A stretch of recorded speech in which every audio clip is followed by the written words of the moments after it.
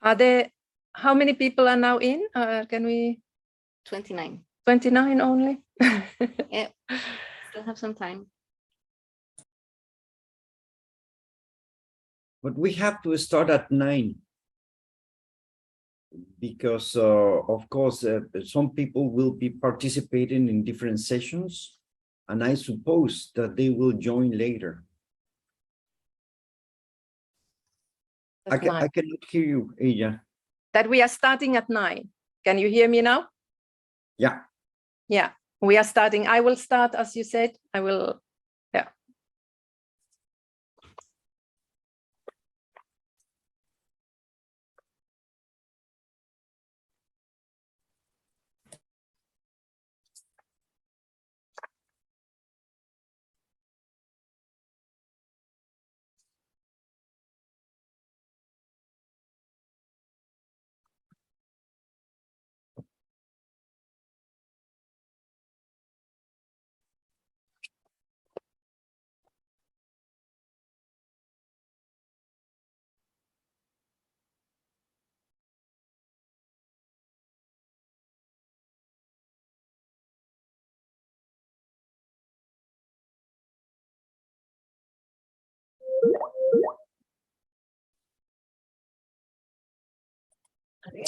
Hi, good morning, everyone. Buenos días a todos. Hi, buenos días, Alex. Hola, Good Rodolfo. morning, ¿Cómo estás? Federico. How are you? Muy bien, gracias. Gusto saludarte. Igualmente.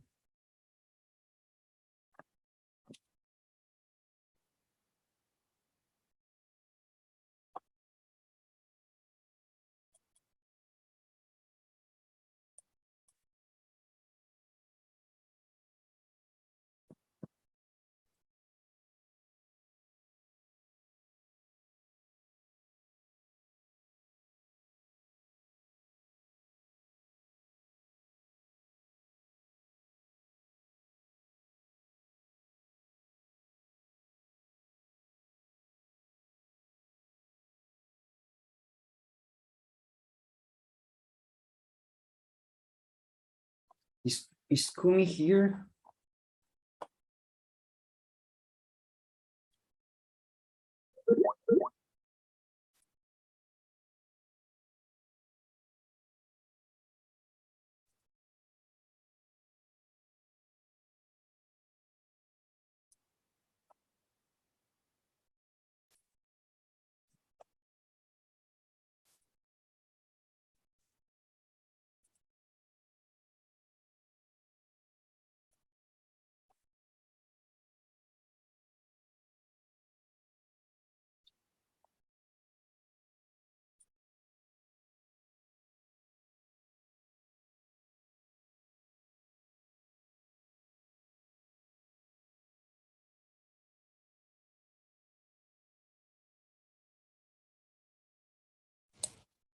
Okay, are there many people still joining?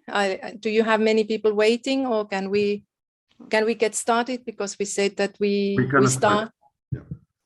Okay. So good morning and good afternoon, everybody. So we want to start on time. We have very tight timetable. So my name is Lijia Kiiskinen, and I'm the Senior Global Relations Advisor at the Environment Directorate and one of the organizers. Before we start, we run through a brief video reminding us about the ground rules for this virtual workshop. But what I want to say before is please rename yourself by putting your country or organization abbreviation in the front of your name. So this will help us to manage the meeting.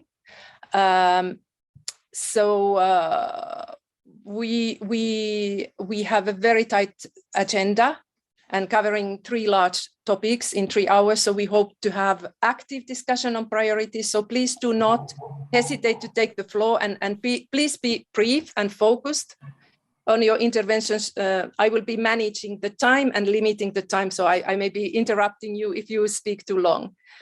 After the video the ground rule reader, Rodolfo Lassi, will start the meeting and he will manage and moderate the meeting today. So Rodolfo Lassi is our OECD Director for Climate Action and Environment for Latin America and OECD Climate Envoy to the United Nations. And he's the former OECD Environment Directorate and former Deputy Minister of Environment of Mexico. And may I ask Daniela now, you can put on the video. Daniela or Julie.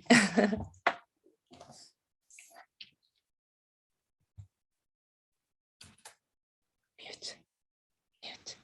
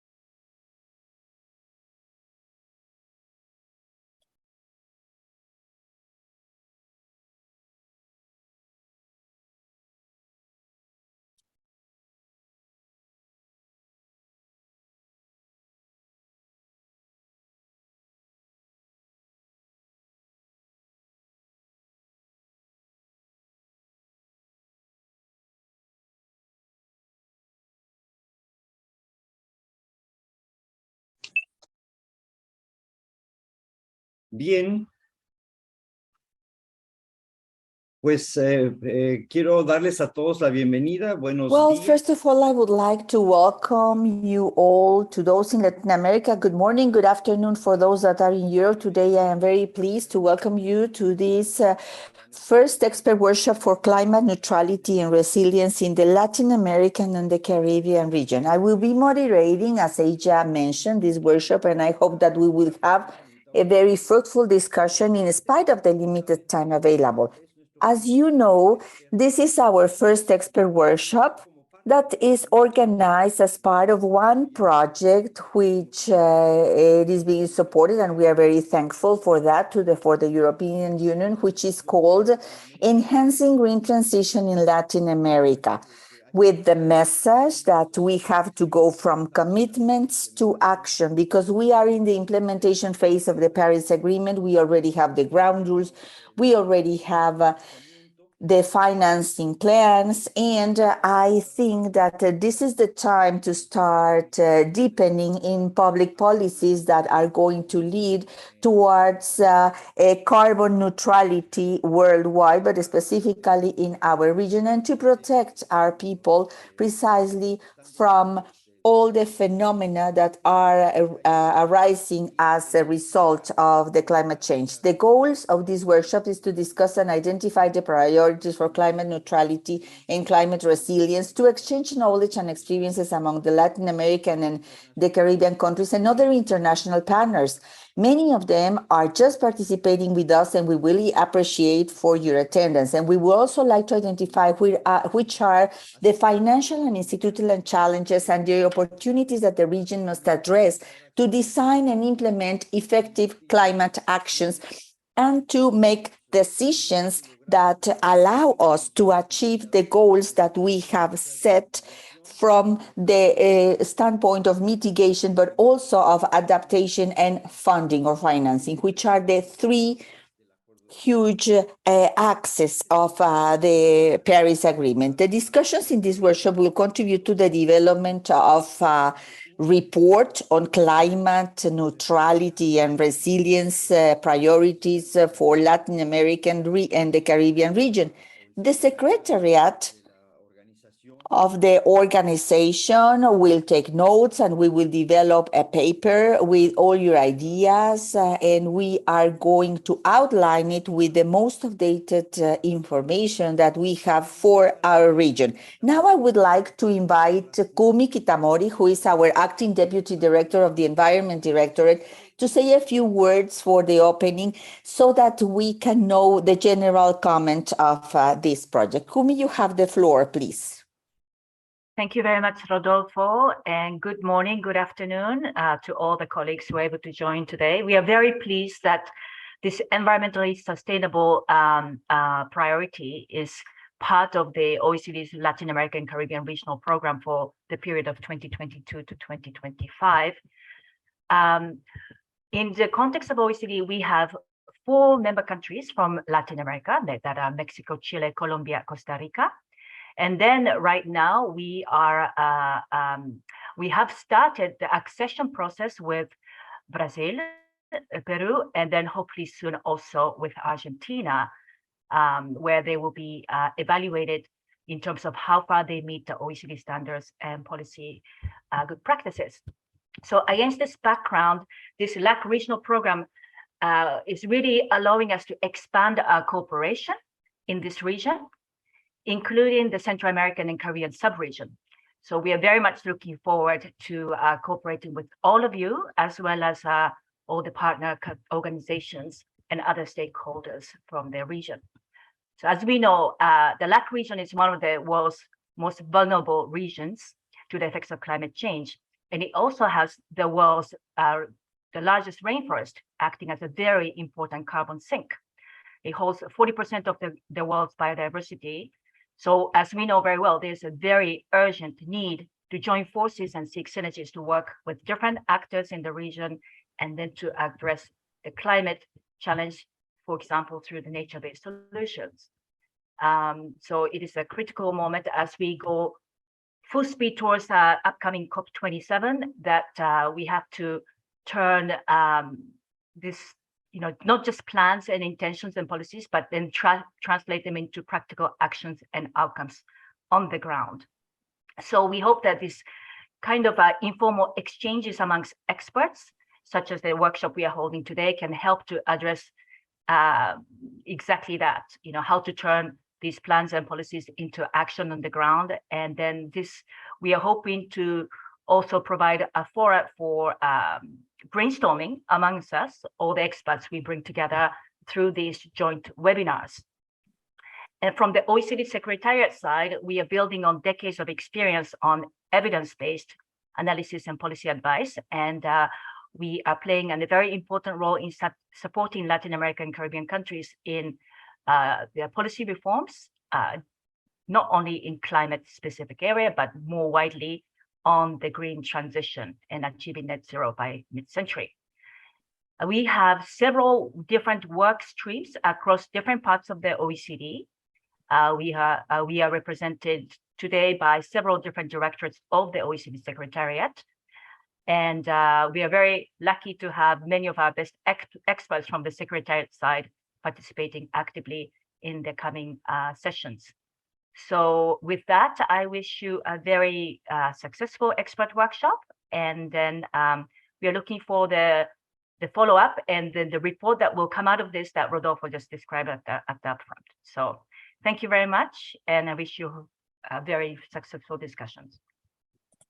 Muchas gracias, Kumi. Es en verdad que pues tenemos mucho. Thank you very much, Kumi. It is really the truth that we have lots of work and very useful work in the OECD, but specifically in the directorates that are working in Latin America. We're going to have their participation, as Kumi was mentioning.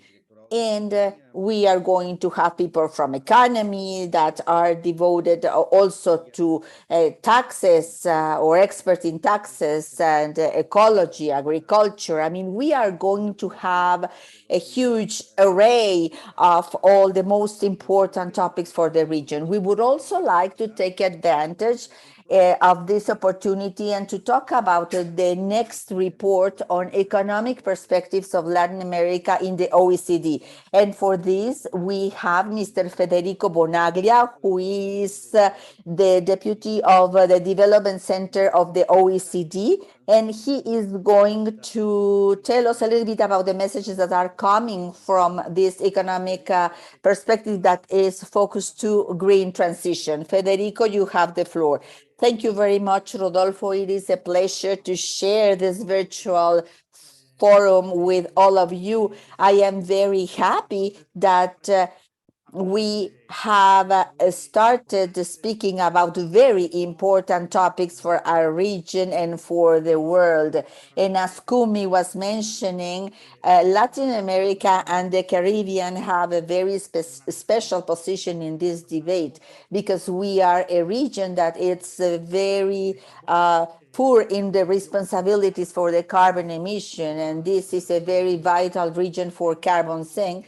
But this is a region that it is also quite vulnerable for climate change. That's why we in the Development Center, and we have 14 members from Latin America and the Caribbean, we decided as partners of the European Union, the CAF and the ECLAC, to focus to center our new study on this region on the green transition, which is going to be just or fair. So it's very important to highlight this word, just or fair. And we would like to highlight how this transition must be hand in hand with development, creating employment, reducing informality, to create more social inclusion and to improve the benefit of the citizens of the region. This is a paramount topic for us. Development and climate change have to go hand in hand. That is why in the report that we will submit in Sharm el-Sheikh in the to the COP17, we are going to submit in the framework the agenda for action, and this is going to address the different topics and elements for a green, fair, or just transition. In these 3 or 4 minutes that I am going to talk to you, and let me use my timer here. So I would like to share with you 6 important messages that are going to arise from this meeting. The first message is on the macro structural context, on how the situation right now may pose a risk for transition. Number 2, vulnerability that we have talked about. 3, the need to invest to transform the energy matrix in Latin America. Number 4, funding. And number 5, governance in the actions. And the 6th message is the role of international partnerships and how these partnerships can support the efforts of the governments of Latin America and the Caribbean. So these are 6 messages. First of all, the macro structural outlook is very important. We know that this social, economical, and macro structural overview is quite vulnerable. And in the current situation with different crises, inflation, energy prices, etc., may complicate further the economic perspectives. The region was highly struck by COVID, and we have to take this into consideration. We think, and we are going to highlight that it is key to ensure the recovery strategies in Latin America, but also worldwide, and they have to be coherent with the objectives and the goals of a just transition, and the International Commission has to strengthen these efforts to support the Latin American countries in order to have some coherence between the recovery strategy and the transition to the long term. So this is the main message for this agenda for action. The second element is highlighting how the green transition is not only a need to to be complied with or to comply with different agreements, but this is a need to reduce the vulnerability of the region and to build a development model that is fair, taking into consideration the specificities of the different countries of the region. We speak about Latin America and the Caribbean, but there are lots of regions like this. Caribbean people, Central America, South America, they have different characteristics and different challenges that they are facing. So we believe that it is very important to focus also on the challenges of the countries and the regions that are quite dependent on fossil energies and the extraction industries to plan the transition and the compensation. The third item is transforming the energy and productive matrix in such a way that we promote a fair working market, and at the same time we reduce the carbon footprint. It is necessary in the region, and we highlight a lot, to promote more quality employment, more formal, because we know that 45% of Latin American countries are quite informal, and this is a challenge that we need to take into consideration when preparing all these international national actions. And the fourth item is funding. This is quite a tricky item, because we know the need of complying with the Paris Agreement and this transition for zero net emissions. It's not going to be, or needs to move resources or more financing. This needs a strategy, including different stakeholders, but also different pillars. A very important topic is along these lines is the tax reform. A tax reform that could improve the tax structure in the region. And the other, a very important element, is to start a framework to incentivize the participation of the private sector for the participation in the region. We acknowledge and we know that tax collection in Latin America and the Caribbean to 20% of the GDP.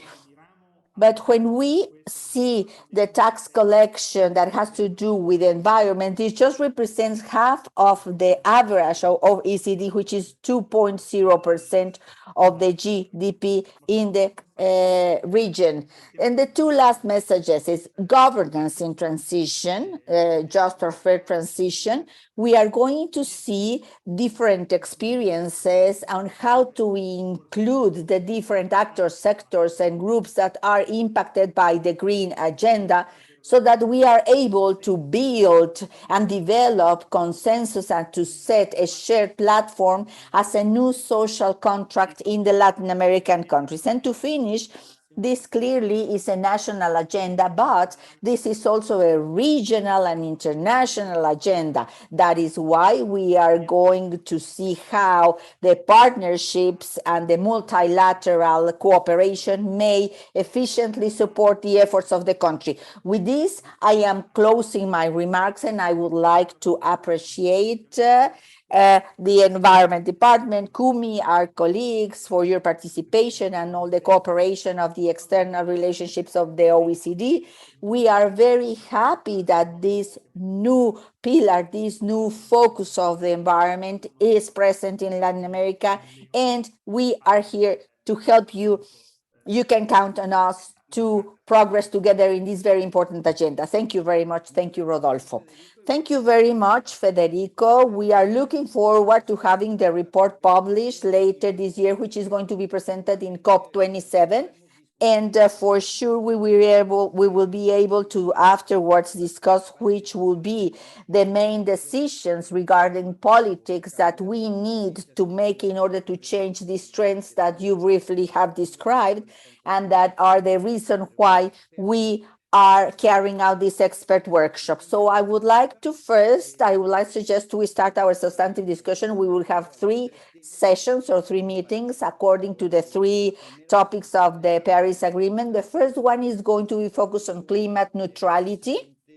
This goal to reduce our emissions and to balance them in order to achieve a zero impact, a net zero greenhouse gas emissions. The second session is going to be focused on the climate resilience priorities to reduce vulnerability, but to be resilient after all the phenomena that we are facing and the changes that we are experiencing in order to protect our population, our ecosystems, our structure. And the third session is going to focus on the priorities for climate finance and investments. Clearly, we have to put the money and much more that we are investing in all the actions that are going to transform our reality and that they are focused towards an economy that is sustainable. Before each session, we would like to carry out a quick poll of one question to get your feedback, let's say your raw opinion on the measures that you think are priority measures. So Daniela, I'm going to ask you, will you please set the first question on the screen? So please read it, please answer it as fast as possible. And at the end of the workshop, we are going to show you the results of 3 questions that we are going to pose at the end of the session. So, as the question is in Spanish, in the Zoom chat, we can find it in English if you have any questions to answer them. So, the English version is on the chat. Please take into consideration that these questions are going to be discussed together with the other questions that we are going to show and that were sent to you when we send you the agenda for this meeting. So, if we are ready to begin, I would like to tell Daniela, please, when are we going to close the screen, Daniela, and we can then start with our first session.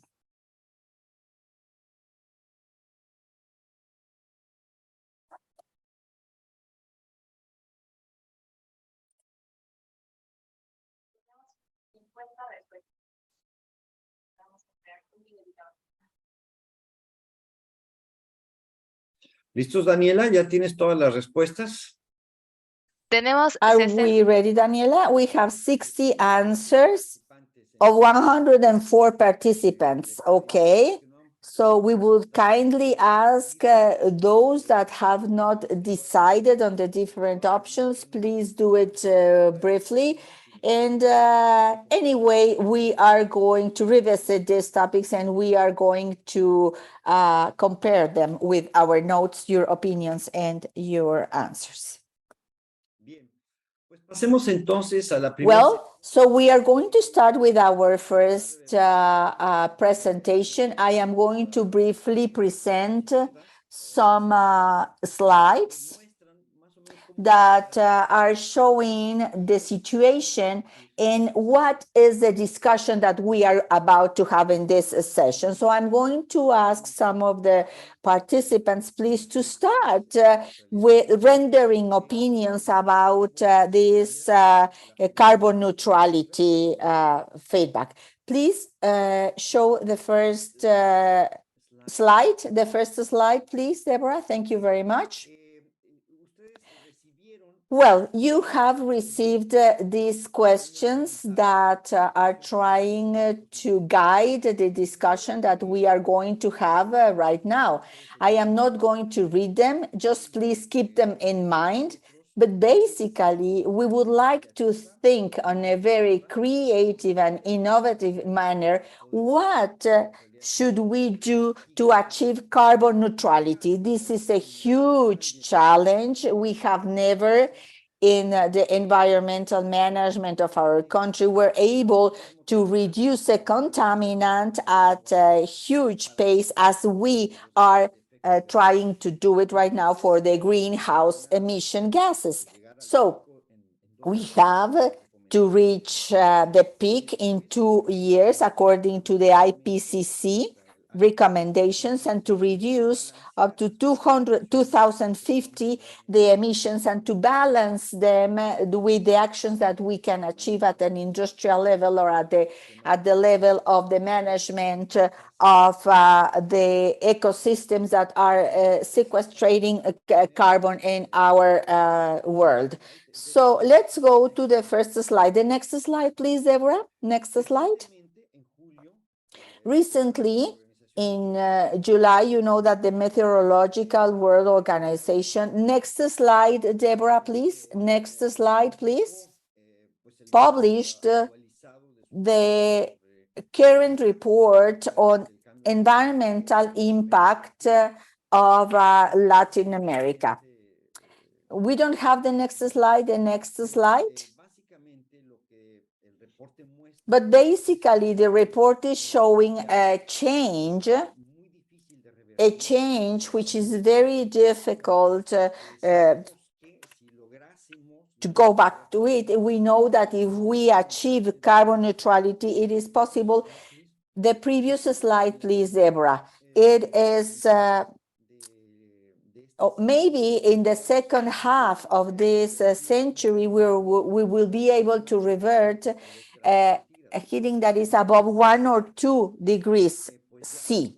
What is really true is that we have already a modification of the climate that has different expressions at the regional level. You can see here that by June 2022, temperature anomalies were evident in some places, but they were also highly or regionally dramatic or drastic. The drought that we suffered in the northern part of my country, where I'm coming from, I'm from Mexico. Is showing us the drought that were happening, for example, in the Paraná region, or the drought that are happening in areas that didn't have this issue, like, for example, Central America or the Amazon region or the Dominican Republic. Next slide, please. These extreme meteorological and hydric events are related to a higher concentration of greenhouse gas emissions. And even though Latin America and the Caribbean are contributing very few to the developed countries, we can see here the contribution in tons, comparing it with the United States or Canada. Of the Latin American countries, at the per capita level, we have countries like, for example, the ones that have fossil fuel. Some of them are some islands like Curacao and Trinidad and Tobago, with a per capita carbon print which is huge. And we expect that at the global level, we are able to neutralize this in 2 more years, and we can start neutralizing it in 2 years with a massive displacement of low carbon technology. We have a first route that was suggested by the International Energy Agency. The next slide, please, Deborah.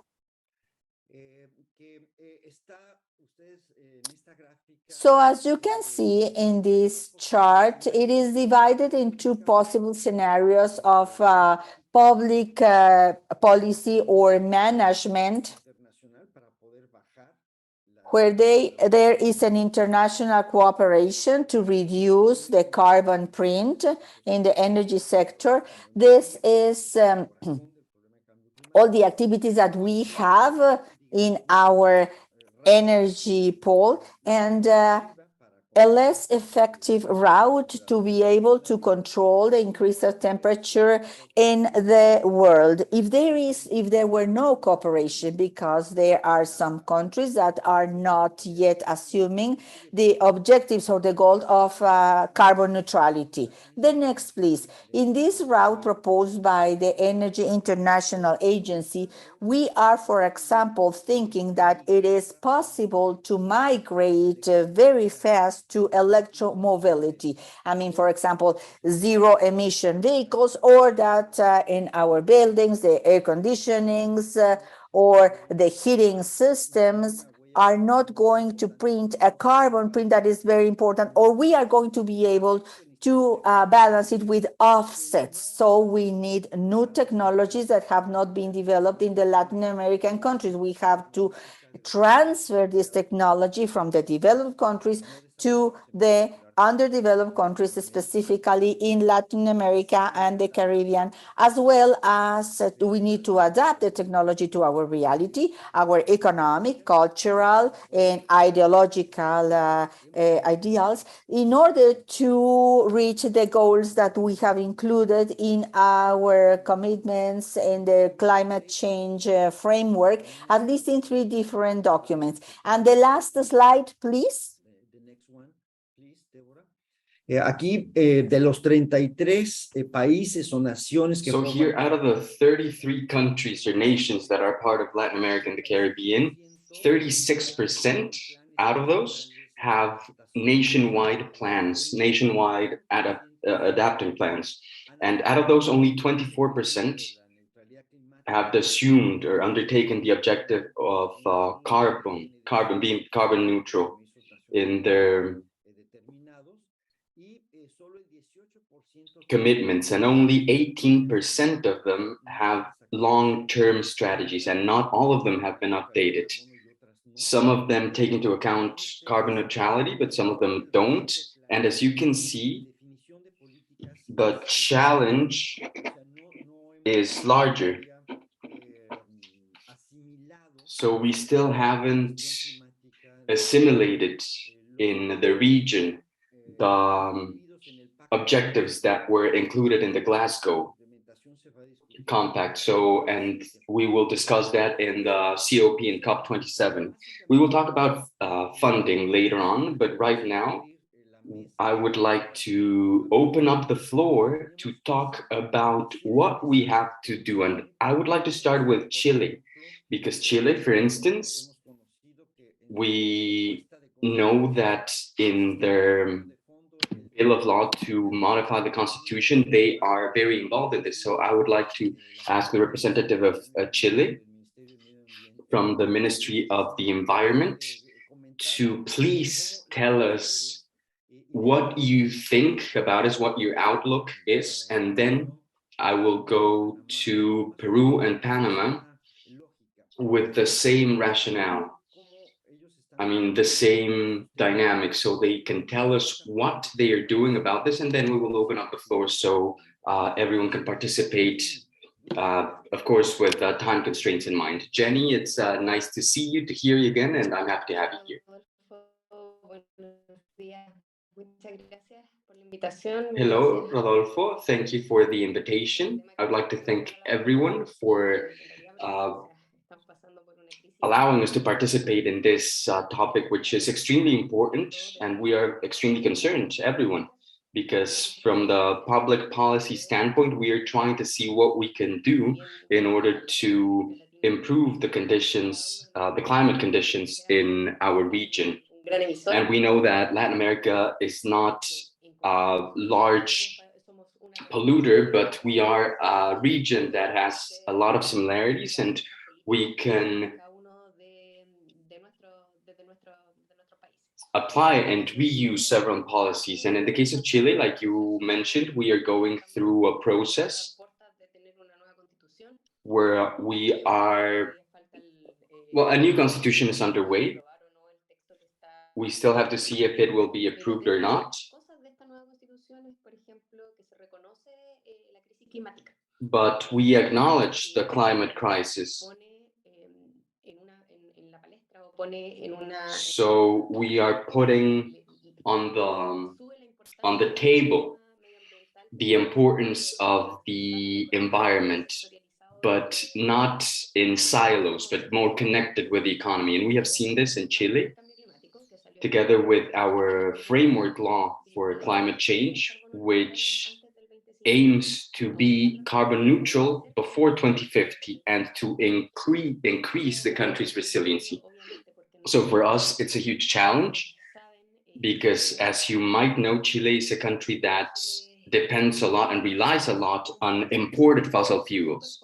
We have a huge renewable potential, but we still don't have the installed capacity of renewables that allow us to not use fossil fuels. So 80% of the emissions of Chile come from the energy sector. So we have a huge challenge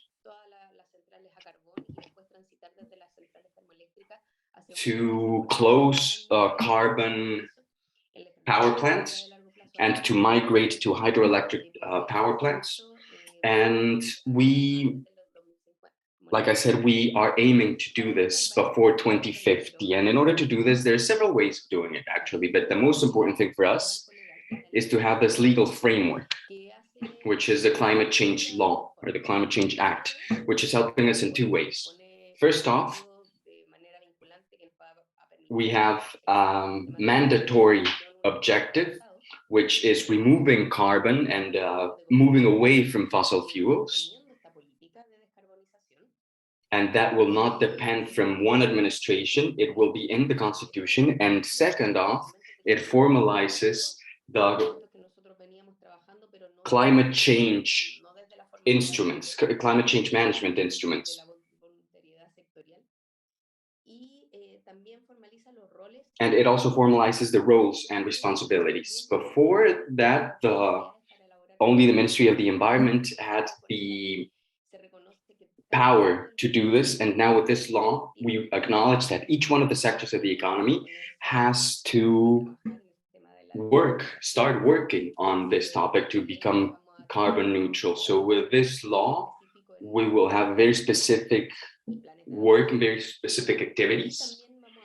And we will also have regional plans and municipal level plans that have to be in line and have to be connected with these nationwide policies.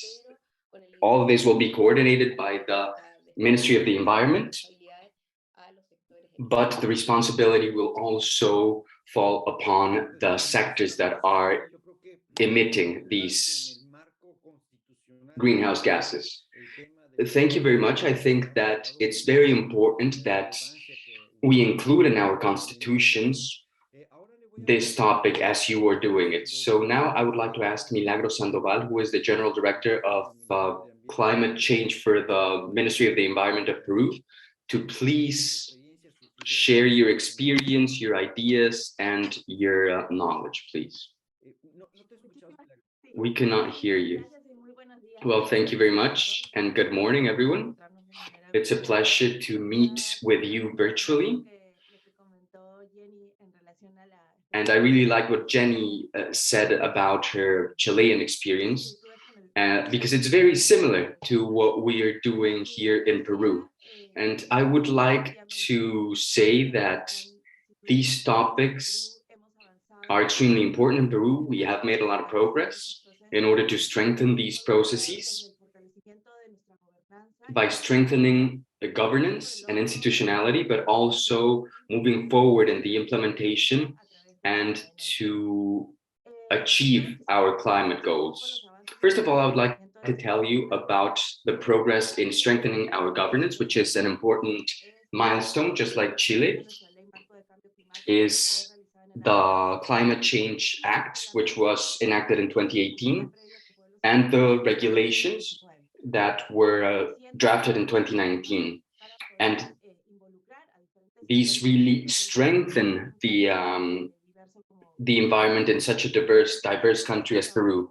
And within the framework of these works, we have promoted what we call comprehensive climate change management, promoting the strategies, the plans, the programs, and the projects for investment at all three levels of government in order to integrate climate change management together with the development of the country. This legal framework has helped us to establish different roles in different sectors and with different stakeholders at all three levels we have in our country, three levels of government.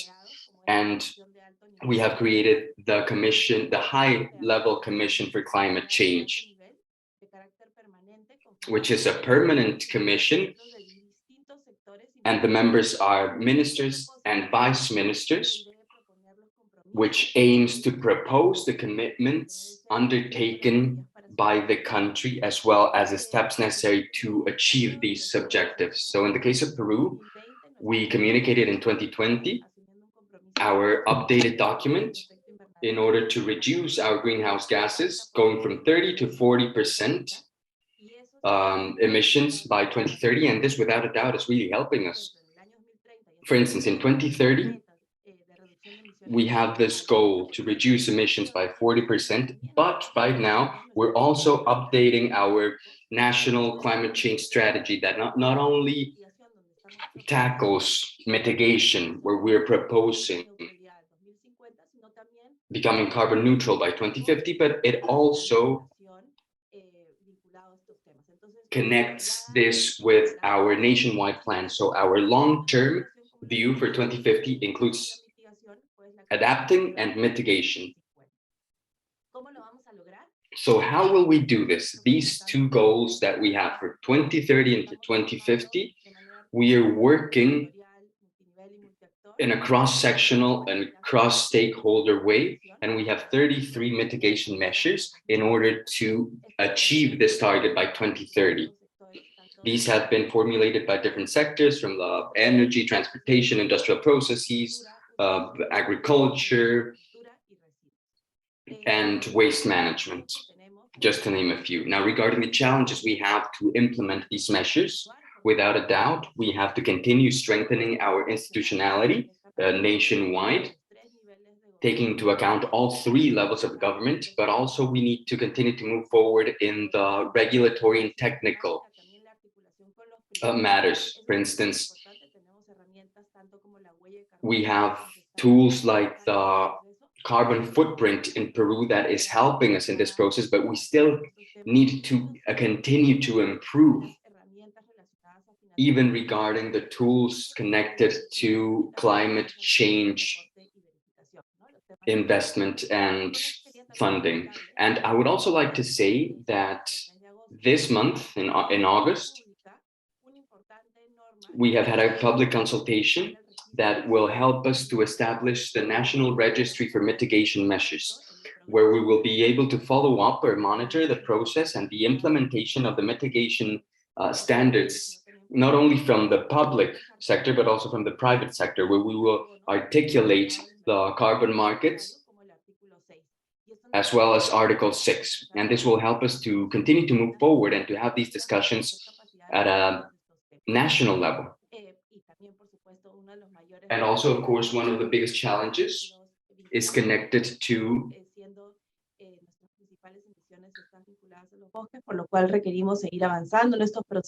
continue to move forward with these processes and forests and reducing deforestation, but also at different levels of government and with stakeholders that are in the national territory. So these are challenges and opportunities that are connected to this process. I would also like to say that we are connecting what we did before to what we're doing now. And all the experiences from the processes of the past have helped us. And it's important to mention that this has left a footprint in the new mitigation measures, where we hope to move forward with this process with that experience that we have acquired in the past in order to apply these corporate measurements under Article 6 of the Paris Agreement.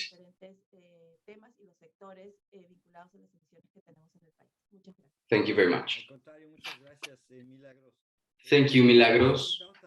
We have also invited Lijia Castro, National Director of Climate Change of the Ministry of the Environment of Panama. So she can tell us a little bit about her experience, but I don't see her. We haven't been able to, she hasn't been able to join the call. But like you've said before, we need robust and strong legal framework and a government connection with the private and the public sector, and it has to be coordinated in order to reach the targets, but we also need a mindset and a certain, I would like to call it a mental organization. And if Lijia cannot join the call, Mariana can tell us about this, the systemic approach in order to tackle these issues and in order to reach carbon neutrality, because it's difficult to coordinate all the interests and all the needs of the different sectors. So we will start with Mariana. So Mariana, please go ahead. The floor is yours. I have several people who have raised their hands. So then we will go to Brazil. And as people continue to raise their hands, we will continue to move forward. Thank you very much, Rodolfo. Good morning and good afternoon to everyone. My comment is that, well, I would like to invite everyone to think in a systemic way, to go beyond efficiency, to really think beyond the removal of carbon from the current systems and thinking about transforming these systems. So this way, instead of just reducing the emissions, we can improve the quality of life and standard of living of the citizens. So this is not easy talking about the systemic approach, but I will talk about it as an approach that we think is fundamental in order to identify and prioritize climate policies that have the largest potential to reach carbon neutrality and to improve the well-being of the citizens so that these are feasible policies. Many of the debates and discussions are centered around improving efficiency by using technology in order to reduce the environmental impact. And this is paramount, just like Rodolfo mentioned a few minutes ago. But the IPCC tells us that efficiency is not enough. We also have to transform systems and reduce demand. And we rarely talk about reducing the demand as a way of reducing emissions. Oftentimes, reducing the demand is not part of the discussion, and transforming the system is not part of the debate and the discussion, because this high demand or economic growth is confused with progress and a high level of well-being or a better standard of living, and no one wants to reduce that. But a high demand not always leads to a better standard of living. So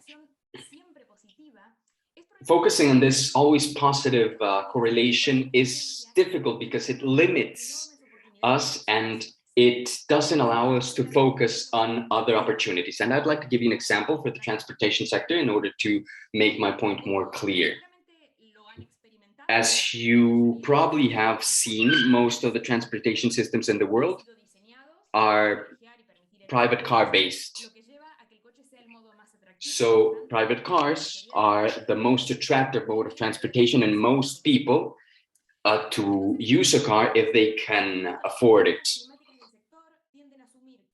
So the climate policies of the sector assume that the people prefer cars, so as people can afford them more, we foresee an unavoidable increase of the use of cars.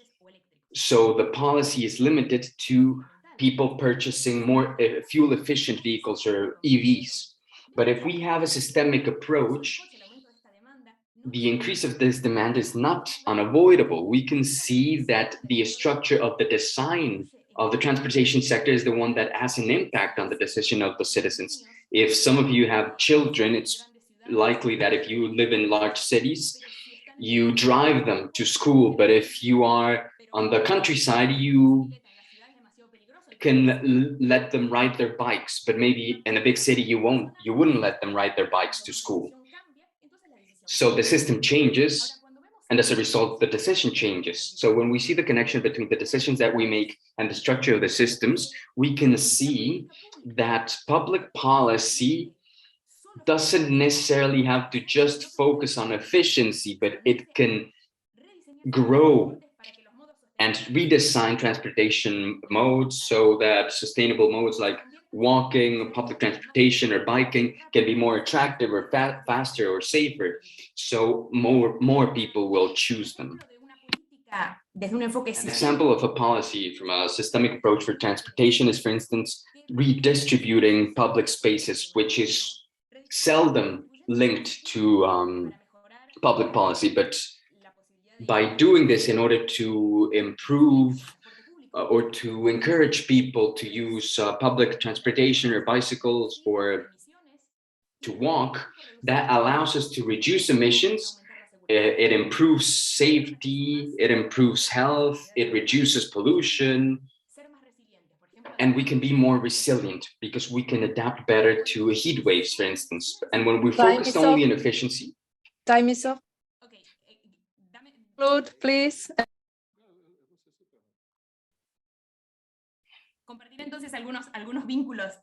Okay, then I'll give you some links because I think I'm out of time in the chat box. Thank you. Thank you very much, Mariana. If you can just wrap up with just one phrase, that would be amazing. I would love that, actually. Thanks. Well, just to conclude, I'd like to tell you that there's many opportunities to reduce emissions and to improve the well-being and health of the citizens when we take a systemic approach. And we need to, if you want to know more about this, I'm available to you in order to continue the conversation. Thank you very much. Now we will go to Brazil. We have Luis Aguilar participating here with us. Luis, could you please go ahead? The floor is yours. Yes, thank you very much, Rodolfo. It's a pleasure to be here. Congratulations, and I praise OECD for the organizing this event. Just in a few words, Brazil has a very ambitious program to reduce carbon emissions and to achieve carbon neutrality by 2050. But we are taking already actions to this goal. For instance, we have launched the Methane Zero program, which is after the compromise taken on COP26. I believe we are the first country to have a regulated market for methane. And an example of we have already the regulated market for carbon. We expect that we can reduce methane emissions in the next few years with these new regulatory marks by at least 30% in the next 5 to 10 years. Also, the energy sector, we understand that the energy sector is the highest emitter of carbon pollutants. And in Brazil, we are proud to say that our electricity generation matrix is already 80% renewable. However, we're still investing in new renewable sources and clean sources. Last year, we have made a new installation of solar power of 17 gigawatts, wind power with 21 gigawatts, and biomass with 16 gigawatts. So this is recent events and developments that are improving even further our clean energy generation.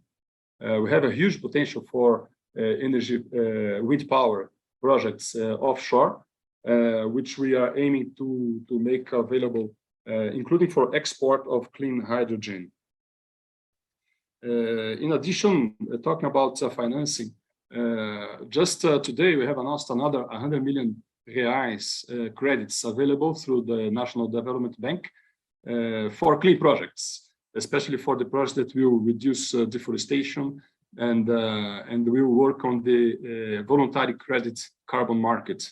This is after a 10 million reais pilot project that was launched a few months ago, and we are successfully announced 5 projects under this financing. Now is open for projects up to 25 million reais, in a total of 100 million reais open for reducing carbon emission projects. So Brazil is we are doing our homework. I think we are on the right path, and we are secure to have be able to show many mileposts, positive mileposts, until the road to neutrality before 2050. Thank you, Rodolfo. No, thank you, Luis. And we also have from Brazil, Adriano Santiago. Santiago, do you want to take the floor? We have 4 minutes to finish this session, so please be brief. Muchas gracias, Rodolfo. Buenos días, buenas tardes a todos. Yo me gustaría de cambiar. Thank you very much. Good morning and good afternoon to everyone. I'm also going to switch to English, but I would just like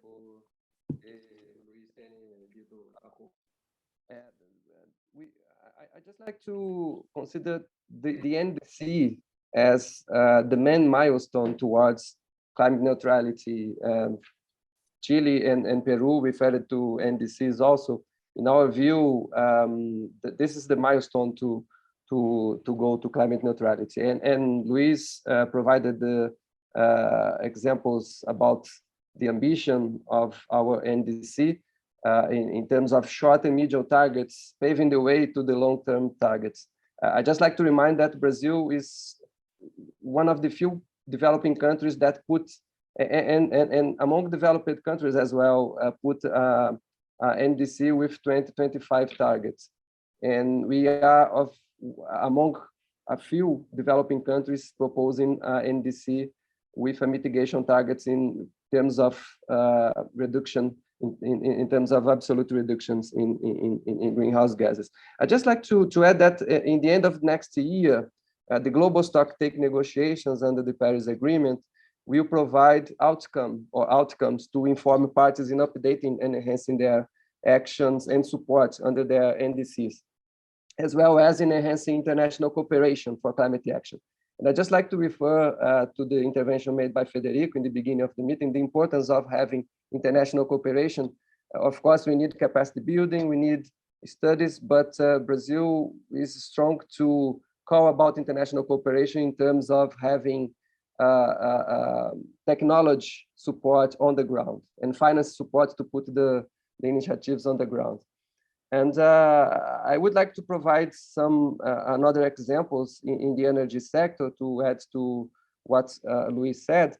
In terms of climate neutrality, in Brazil, we have a 10-year expansion plan. We update these plans year by year, so we are working in our plan to 2032. But also we have a national energy plan envisaging 2050. It's very important. Just to give an example, because of time restrictions, we could provide another one, but have this kind of long-term plan in the energy sector, also in other sectors. And just to finish, Rodolfo, I just like to refer also again to Federico's intervention in the beginning of the meeting. He referred to just transitions. We just like to refer also in the importance of providing just transitions regarding climate change actions and support, and also about response measures. We think that these two issues are very important to guarantee just transition, jobs, decent jobs, and good works. And I just like to flag these points. I would like to provide some examples coming from Brazil in clean development mechanism, paving the way to the Article 6. But if you have time in the next meetings, issues, I could come back to this issue. Thank you so much. No, al contrario, gracias a ti, Adriano. Estamos justo en tiempo. Thank you very much, Adriano. We are right on time. I don't see anyone else with raised hands, so I don't know if there's any other country that would like to participate. Otherwise, we could go to session number 2, which is about resiliency. And I just need a few seconds to see if I see anyone with the raised hands. But in this session, we will talk about what we think might be the most important topic for Latin America. Some Latin American countries already have their energy matrix, or at least the electricity grid at 0 emissions. We are countries that have a lot of renewable resources in order to produce the energy that we need, even though for some sectors, like the transportation sector, we rely heavily on fossil fuels. So Latin American countries are some of the ones that are more affected by climate change, and we need urgent adaptation measures to protect the people. So I would ask Daniela that, just like we did at the beginning, if she could start with the questions, the survey about the priorities.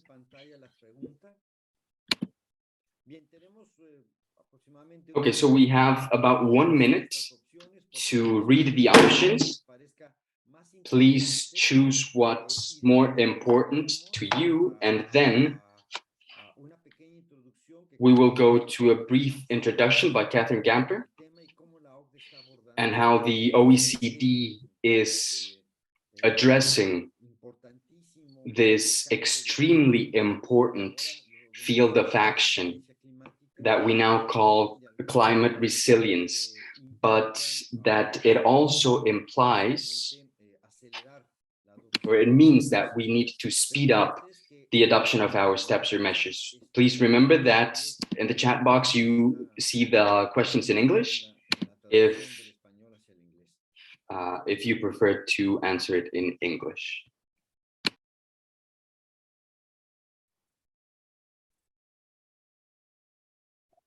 Actualmente tenemos 37 respuestas. Currently, we have 37 answers, Doctor, but we can leave the survey open, and the participants will help us, please, by closing that window. We will continue with the discussion. Well, let's do it that way. So I am going to ask Mrs. Catherine Gamper, please, to take the floor. Catherine, you have the floor now.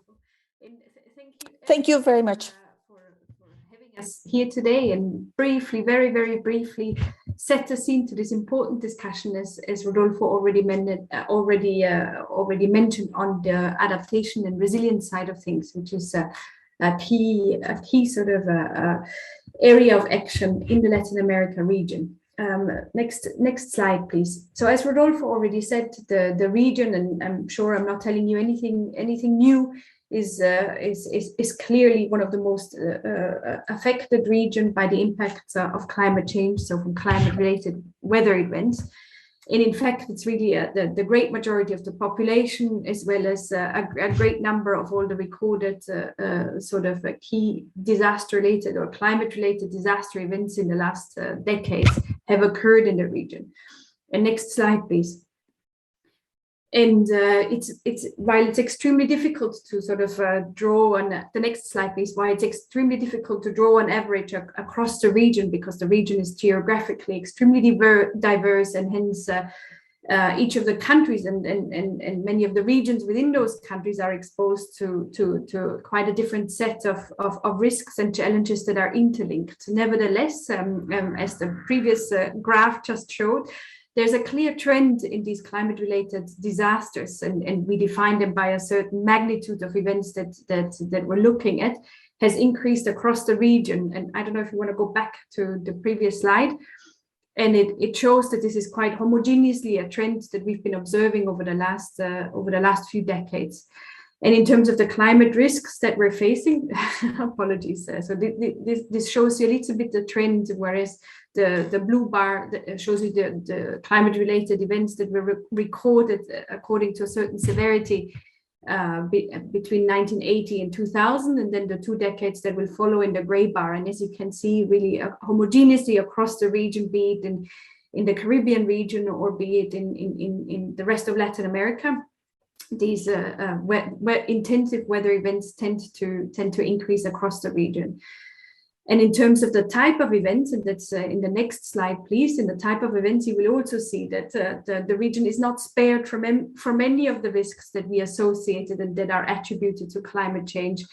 In fact, even some of the records that we record in each of those risks have occurred in the Latin American region. If you look at the central Chile mega drought that has occurred between 2010 and 2018, really is one of the worst droughts that we have on records. And then some of the flood events in the last few years, and many of you are very familiar with those, have occurred in that region as well. but even issues such as the consequences of glacial melt that are still produced globally, but then felt extremely strongly locally, so, or the increased intensity of storm surges and all the associated risks with sea level rise do not spare the region. So the region is really confronted to different extents in different parts to all of these risks. Next slide, please. And what is sort of the key impacts that have been felt is really, again, across the board. On the one hand, so it causes huge disruptions economically and socially, economically to certain sectors and socially to certain extremely vulnerable groups within the population. So there's obviously a part of the population, economic sectors that are exposed, but nevertheless less vulnerable because they have the means to boost and emphasize and strengthen their resilience against these risks. But others that are equally exposed but highly vulnerable to those risks and have do not have the capacity, currently speaking, to adapt. So they risk not only risking their health and their livelihoods, but maybe even their lives still in that region. And there's quite a bit of work at the OECD where we show that sort of across the globe, especially OECD member countries have done extremely well in protecting their communities' lives and sort of the fundamental risk of reducing fatalities, but nevertheless economic damages are increasing still massively across the board at the OECD. But within the Latin American region, you see similar trends that sort of the well-off regions are doing relatively well in protecting their communities, although they're still suffering significant economic losses and damages. And it's vice versa in those regions that are a little bit less well off, where still people risk their lives and their health, and as a consequence, obviously also their livelihoods.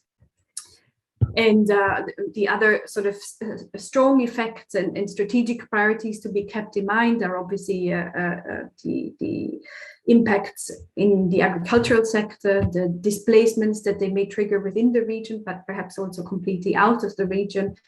La gente se tiene que mudar de un lugar a disruptions that may emanate from one country in the region, but affect others at the same time. So these impacts may not always emanate geographically directly in the same place. And of course, there are other driving forces at play in the Latin America region that make these impacts even harder to manage, because some of the regions, especially cities and big agglomerations, are still expanding, and because there's a lack of space, they're expanding in areas that are known hazard areas to climate risks. So we're actually augmenting the risks even with the knowledge of knowing that they will be exposed, and especially vulnerable communities will be exposed. And obviously the region is grappling with a lot of sort of fundamental gaps in addressing adaptation needs, and we'll be getting at this in the next slide, please.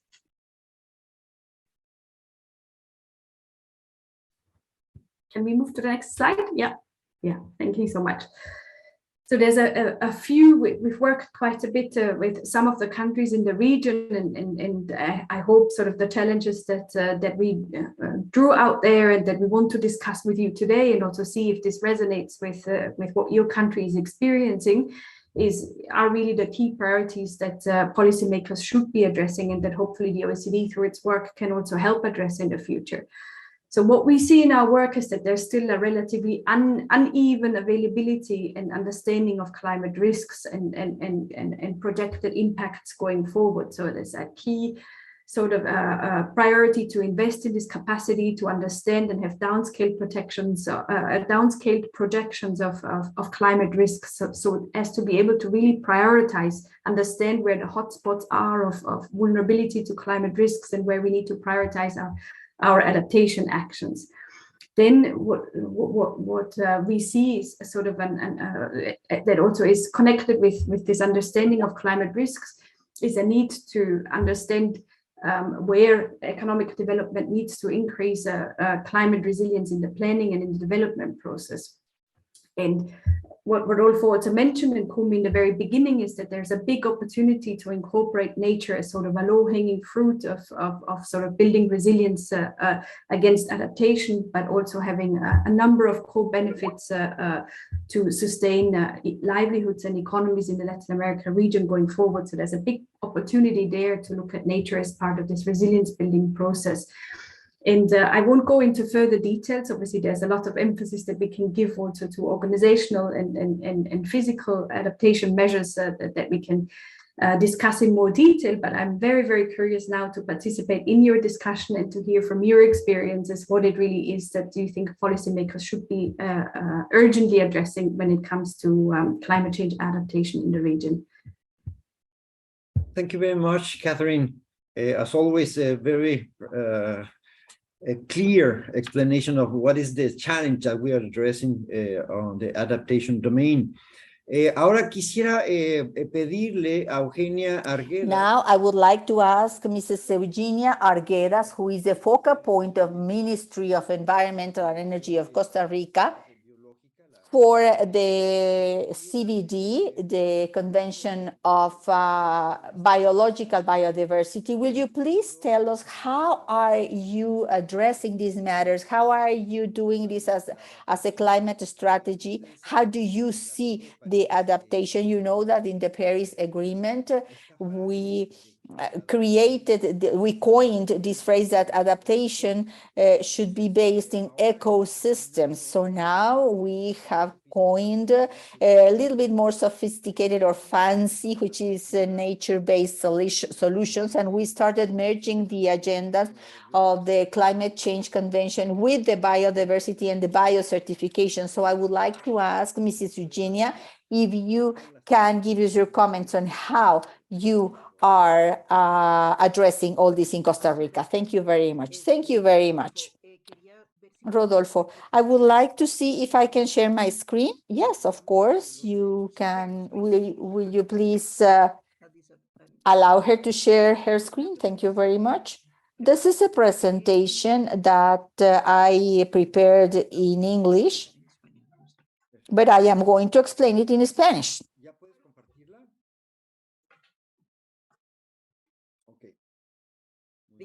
La están viendo ya. Great, so you can see it right now. Okay, great. Thank you very much for this invitation to participate and to give you a presentation on which is our perspective of the adaptation and the resilience as an element to strengthen resilience in climate change. We do have this vision of synergy. We are looking forward in Costa Rica to have synergy between, very clear and very objective on what you have in the COP15 and the CBD. This is an important thing to mention. In the CBD, currently, we are, and you all know, I think that we are just about to approve a new strategic framework for 2050. Yes, 2020, after 2020, post-2020, we call it. And it has some objectives that have to do with biodiversity and climate change. It is very important for our country to talk and to minimize the impact of climate change on biological diversity through some adaptation actions. In Costa Rica, currently, we are focusing our international efforts before the CBD to booster or to drive the approval in Montreal in the post-2020 of goal 3 that has to do with 30% of the world land and seas areas to have it on their protected area, which is the protective measures for the long term of conservation. So for us, this is basic to talk about adaptation. We are also, as you can see, how do we consider the solutions and the models of nature-based solutions? We are trying to include it in the post-2020 language and negotiations, but Costa Rica also has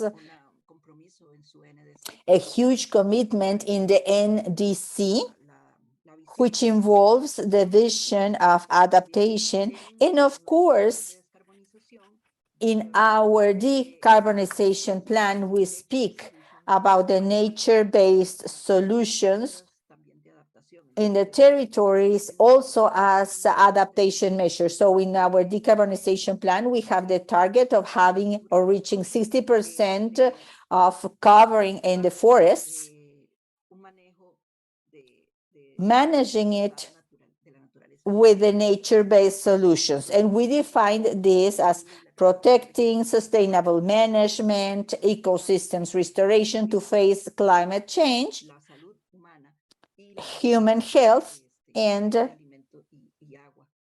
food security and water security, and of course to face the loss of biological diversity. We believe that this focus on nature-based solutions is a good adaptation answer from the productive standpoint in order to face those impacts that are very well recorded already on climate change. So that's all my presentation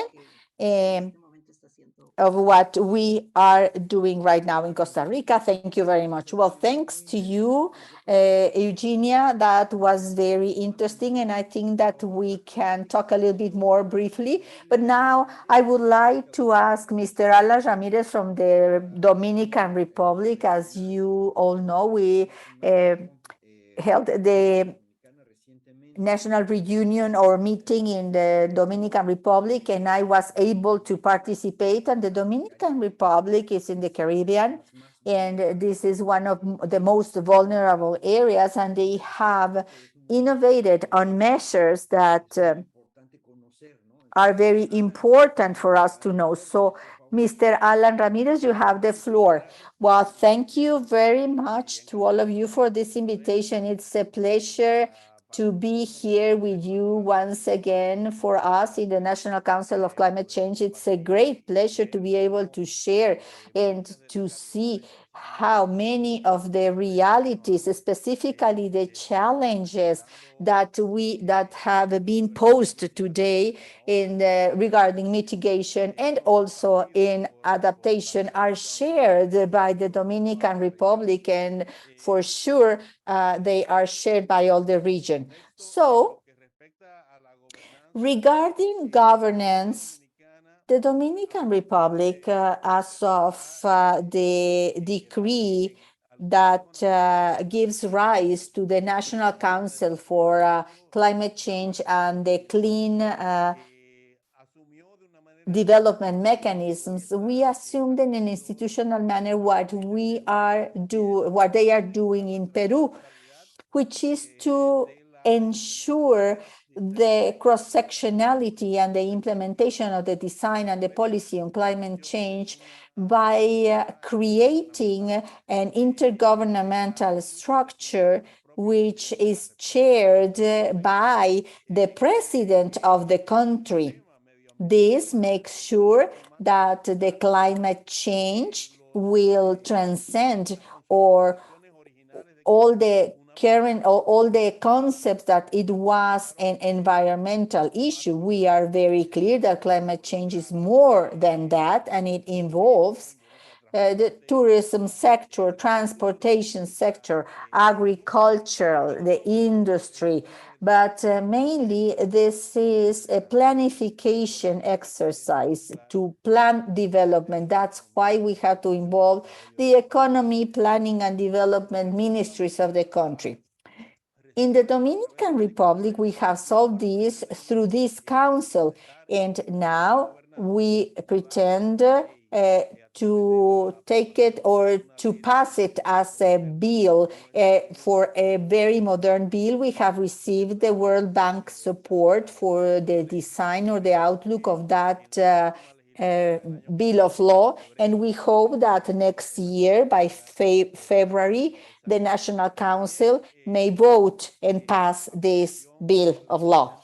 We, as of the request of the president of the country, who chaired the first reunion at the beginning of 2020, and with the support of the World Bank, we are developing our long-term strategy, and we are trying to finish it in the next 18 months. And as in most of the countries, we are proposing a decarbonization for the year 2050. So we will see if we are lucky enough to be able to complete it, and of course, to begin implementing it in order to reach our targets.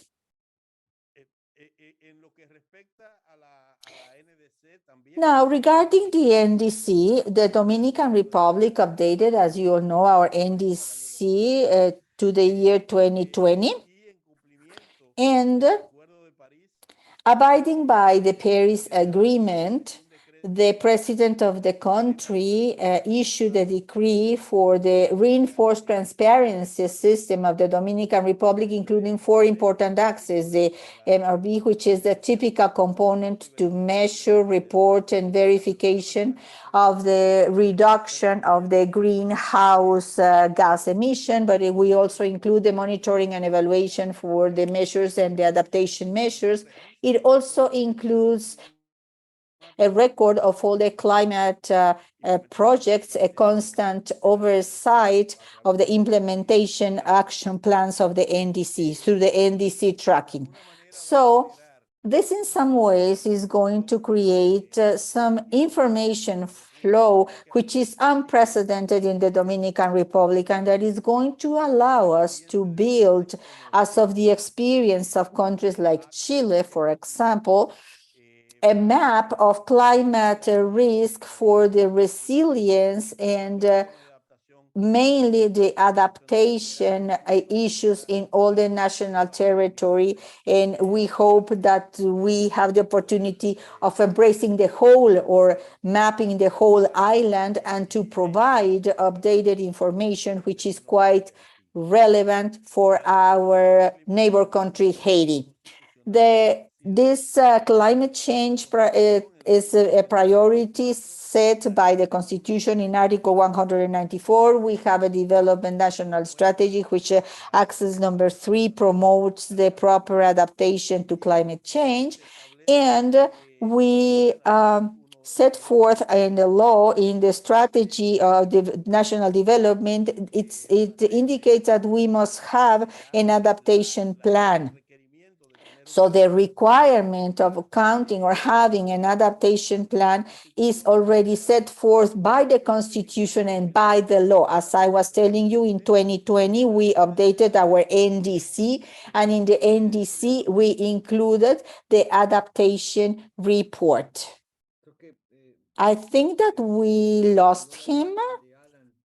Yes, Alan's image is frozen, so we do not have him with us. If he goes back, I will ask him for some conclusions. But now we are going. Alan, are you here? Because we lost your audio. Will you please give us the conclusions?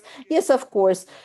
I think that the conclusion and the logical conclusion is that we share the same challenges, and that it is then necessary to join efforts to face all these challenges in a joint manner. The investment that we require to develop the adaptation plans and to comply with the NDC's targets and the long-term plans is huge. In the case of the Dominican Republic, only in the NDC, we need $9 billion to conclude with this. And the NDC has a non-conditioned part. Most of those resources have to come from international cooperation. And I think that these fora are helping for this purpose, to be more proactive in the different instances where they facilitate some funding, and mainly to drive common positions in the forest and all this negotiation climate. Well, thank you very much, Alan. Now I would like to very briefly go to Joel. He is the representative of the environment in Paraguay. They have other meteorological phenomena, not only hurricanes that they are suffering together with Haiti, but these are vulnerabilities that they are sharing with South American countries. So Joel, will you please, you have the floor, Mr. Joel. Thank you very much, Rodolfo. And as you were mentioning, we are very vulnerable to drought, to floods, and these threats is that precisely what we are working on. In the updating of the NDC last year, 2021, we have mentioned once again that adaptation is a national priority, as Alan was also saying. We are having adaptation as a priority. After the authorization of our NDC, we started working in this roadmap in such a way that it is not only in paper, but we also have to coach people to implement this. It is very important to work with the institutions because not only the environment minister is responsible for it. We have to work with the different ministries. We have to work with the different sectors so that they make theirs all these mitigation measures in order to put them in place. It is also very important to mention that the vulnerable communities, we have recently presented the viewer of the climate issues in Paraguay, and by the end of the year, we would like to increase the capacity or to enhance the capacity by incorporating the vulnerability maps by the 7 prioritized sectors in the communication to adaptation. So in this communication for adaptation, we have been working and defined the priority sectors in the, for example, resilient cities, where we have as a target to increase the resilience of these cities, to protect and to restore green areas and very well structured, because on the one side we have droughts, but on the other side we have floods. So we have to rebuild resilient cities in order to protect them against all these phenomena. And by the ecosystems and biological diversity sectors, we have as a goal to enhance this resilience of the ecosystems by using the solutions, the nature-based solutions. So this is very important, and we also have it as a priority. We also have to strengthen the capabilities in the protected areas because we have lots of them here in Paraguay. And this is just set as a target in order to face the negative impacts of climate change. Now, regarding the early alert system, in Paraguay, we have submitted in 2018 a risk atlas, which is very important, where we can see the need to continue updating in order to create new actions, new adaptation measures, in order to be able to be more resilient in these communities.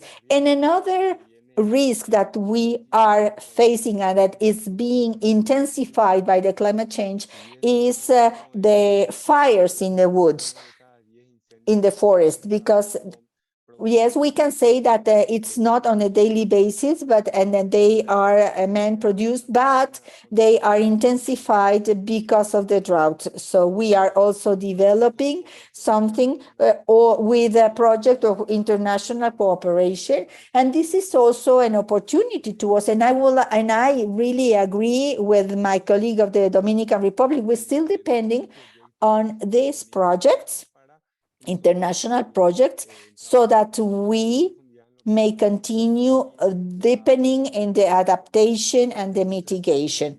So that's what I wanted to share with you, and maybe in some other conferences we can share with you in the climate viewers that we are sharing, etc. Thank you very much for this invitation, Rodolfo. I think that you are muted, Rodolfo. I'm sorry. Thank you very much, Joel. Yes, I was in mute. I apologize, and I was not able to conclude. Well, I would like to make a small comment to what you said. You spoke about the need of having some taxonomy of nature-based solutions that we can really say that they are favoring all the climate change agenda towards neutrality and resilience. And also, we would like to emphasize the need of having something that was set forth in the COP21 decisions, which is precisely to have early alerts on an early alert system. And early alerts for practical matters have to be in these devices that we all have. We should need to know if your life is at risk, if your property and your family are going to face a flood or a heat wave or a hurricane or whatever. And we need to have in the same alert included the capacity to know what to do or to provide instructions to the populations and the citizens. Where do they have to go? There is a shelter. How are they going to be supplied of water, food, if they are going to have medical care, etc. So we have to give them some guidance in order to then recover the economic activity that was disrupted by these extreme meteorological events. So all these are actions that have to be already structured in our national adaptation plans, but at a very, very technical specificity high level. So we are not yet here in Latin America, and what you have just said, Joel, is very clear. This is a process that we need to go more in depth, and that we have to have many other institutional efforts. Thank you very much for your explication. And I would like to give the floor to Mr. Sebastián Carranza of the Office of Latin America and the Caribbean of the United Nations Environment Program to give us the perspective. In the UNEP, as you know, they do the gap report. We all know them because it's telling us if we are in the right path or the wrong path regarding our commitments, our NDCs. But in the adaptation part, this is something where we have to innovate. We do not have key indicators for adaptation. We do not have yet only in our sustainable development targets, this idea that we should prevent fatalities and the number of people that are impacted or damaged by these climate change issues. But we have to go further, as Mariana has mentioned, regarding resilience. So please, Sebastián, you have the floor. Thank you very much.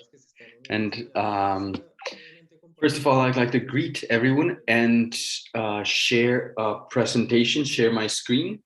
I only have 3 very short slides just to answer what you mentioned, Rodolfo, the needs, the urgent needs that we have been monitoring in the development of public policy, and how the information systems, especially those aimed towards analyzing vulnerability, start acknowledging these needs for adaptation. So if you can give me that option. No, I don't have the option yet.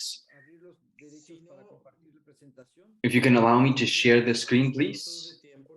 Otherwise, it's okay. I know we don't have a lot of time. Okay, okay. I think I can share my screen now. Please let me know if you can see my screen.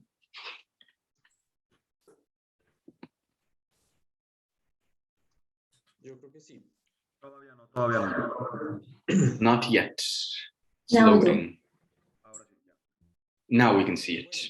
Okay, great. So several of these concerns have been mentioned before by other panel members. And Latin America has recorded concerning figures. We are the second sub-regions with the biggest forest loss. We have lost about 2.6 million hectares in the last decade. The IPCC has warned us about the effects that will get worse in Latin America, especially the rising sea levels, erosion of coasts, and extreme droughts. These are all threats, effects, and concerns that have been included in the IPCC reports and that some countries have included in their vulnerability reports. Catherine also talked about loss of glaciers. Our mountain range of the Andes has lost in some regions between 35 and 50% of glaciers. And this is one of the highest glacier loss rates in the world. And what we see in Latin America is that we are facing droughts that are longer, more aggressive wildfires, hurricanes that are more frequent and more powerful, and also an increase in mortality due to the impacts of climate change. One of the biggest concerns right now is the financial activity, which is agriculture, and in most of our regions is the most important economic activity, and it's being impacted by the scarcity of water and the droughts that we can see in the rivers around these agricultural areas. And another thing that has a huge impact is how difficult it is for our economies to diversify. We are highly dependent on agriculture, livestock, and also tourism in some regions, and they are all highly affected by climate change. So what do we see in our region, and what are the, I would say, interesting steps that are worth highlighting? Government priorities are oriented towards establishing these interinstitutional mechanisms in order to lead adaptation at different levels. So recognizing the value of local to national approach, this is extremely important, and it's one of the effects that we see in the adaptation of climate policy. The comprehensive nature of adaptation is beginning to be recognized. And many panel members have mentioned this, not only in the environmental dimension, but also in the territorial, social, and economic planning. And finally, I would like to highlight the fact that we see adaptation as the cornerstone for risk reduction, social inclusion, and poverty eradication, and a just transition. This is something that we can see very visibly in Latin America. And with this, I would like to wrap up by saying that what's coming in this transformation era is establishing clear rules for governance and transparency, and aligning financial flows with the Paris Agreement is fundamental. All the countries have been very vocal in saying we need to align financial flows. We need decisions that are more in line with the adaptation. And of course, in Latin America, deployment of nature-based solutions, like Rodolfo mentioned, are paramount because our ecosystems are mechanisms to adapt and reduce risk. And they're also obviously carbon reservoirs. And energy transition towards renewable energies and resilient sources, but mainly, this is the main point, I would say, resilient to the phenomena that we are facing and that we will continue to face even more in the future. Most of these can be seen in adaptation national plans, in the vulnerability reports that the countries have been submitting. And well, I would like to thank you very much for your invitation, and I would like to thank all attendees for their attention. Thank you very much, Sebastián. We would like to thank you for your presentation. And since we have international organizations here present, we have the participation of the BAM on Defense Fund, Don Sergio Sanchez. So I would like to give him the floor, and then Adriano Santiago from Brazil. So Sergio, thank you for being here.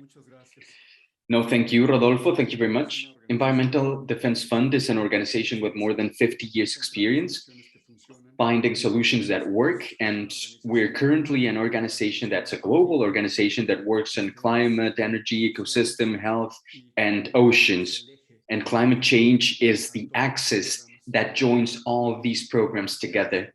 So I'd like to highlight the fact that in each one of these programs, we're looking for opportunities in order to apply the systemic approach that Mariana mentioned at the beginning.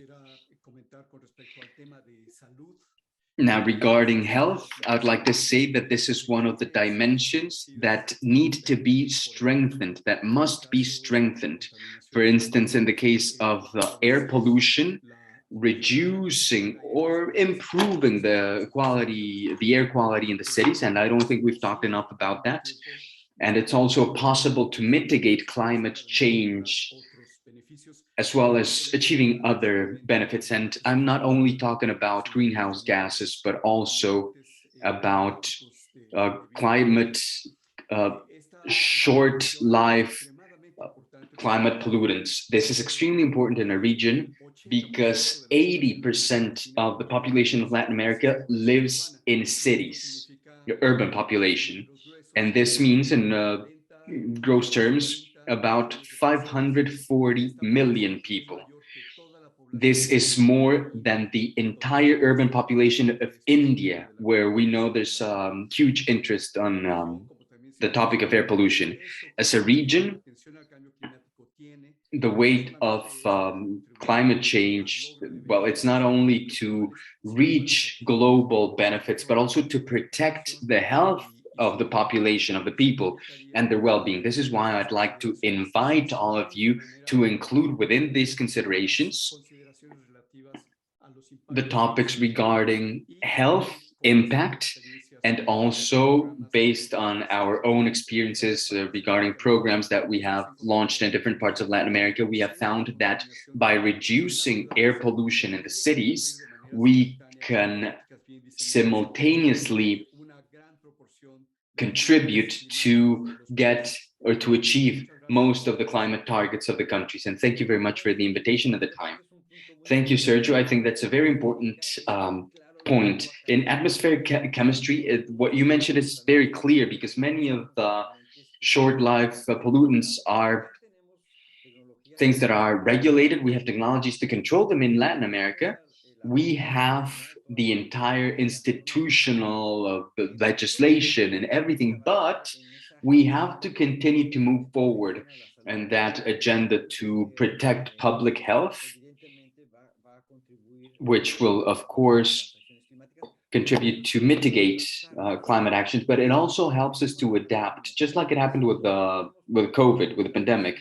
If we didn't have air pollution, the pandemic wouldn't have been so big. It would have been easier to transition towards carbon neutrality. So these are agendas that are interconnected. So now I would like to go to Adriano. Please, Adriano, you have your hand is raised. Please go ahead. Thank you very much. Rodolfo, I would try to speak in Spanish. I understand there's translators, and I apologize if you have if the translators have a hard time understanding my Spanish. But I would like to thank Eugenio from Costa Rica, Alan from the Dominican Republic, Joel from Paraguay, and Sebastian and Sergio from EDF, and lastly, of course, Catherine for the presentation, for the introduction. So taking into account the questions from the agenda, I would like to talk a little bit about the experience of Brazil regarding institutional arrangements. We have a working group for adaptation, and just like Joel mentioned, this has to be cross-sectional. So it's very important that the different ministries work together. And here we have the Brazilian Presidential Chief of Staff that's coordinated, and a cross-sectional board for climate action. So this really lets us know the importance of climate change in Brazil. In this working group, we acknowledge the National Adaptation Plan as the main instrument for adaptation actions. And we have the National Plan from 2016. And by the end of 2021, we were able to draft a monitoring report. And this monitoring report took into account the cycle or the period from 2016 to 2020. And now this working group is starting with following adaptation cycles. And talking about the point of the agenda that talks about the infrastructure, biodiversity, and ecosystems, first of all, I would like to thank Catherine for her list of challenges. She talked about the role of nature in creating resilience, and also other people like our colleagues from Costa Rica have talked about that. So from the point of view of Brazil, we can consider, just like Sebastian talked about, the deployment of the NDS into the ecosystem. From Brazil, we have an approach to take these matters into account. And this is an ecosystem-based approach that can also be used. I mean, from our standpoint, this is a more comprehensive way and holistic way of taking into account these concerns and issues, having an ecosystem-based approach.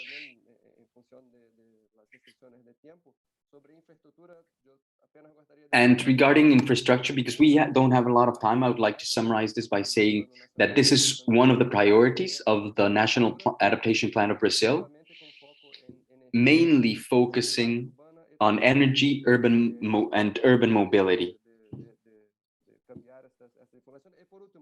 And lastly, sorry, I was about to forget this one, but this is very important, I think, because we talked a lot about investment.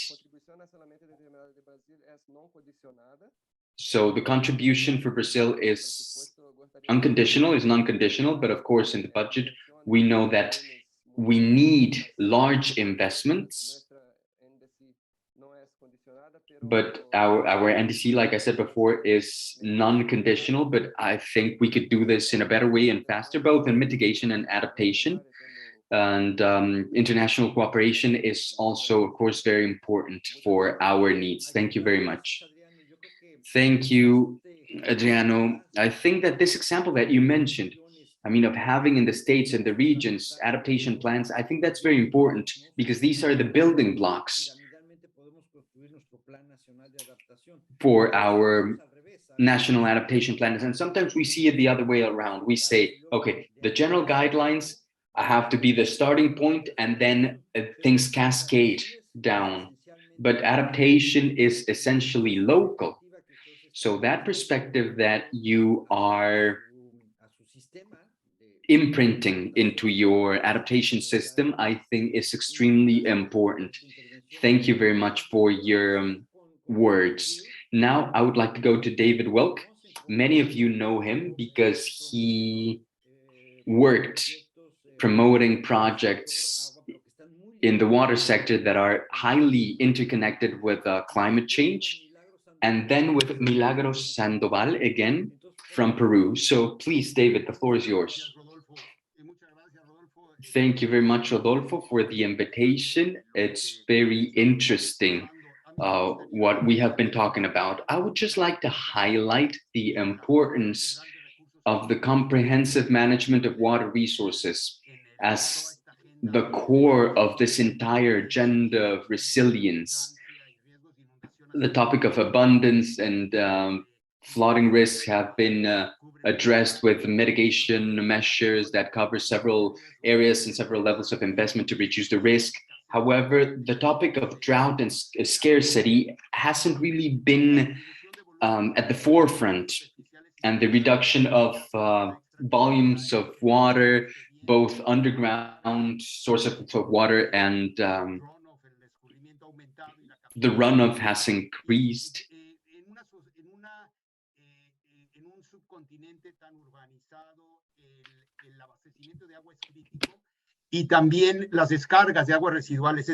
So water supply is extremely important, and wastewater discharge is also critical. And this is a pending task that we haven't solved yet.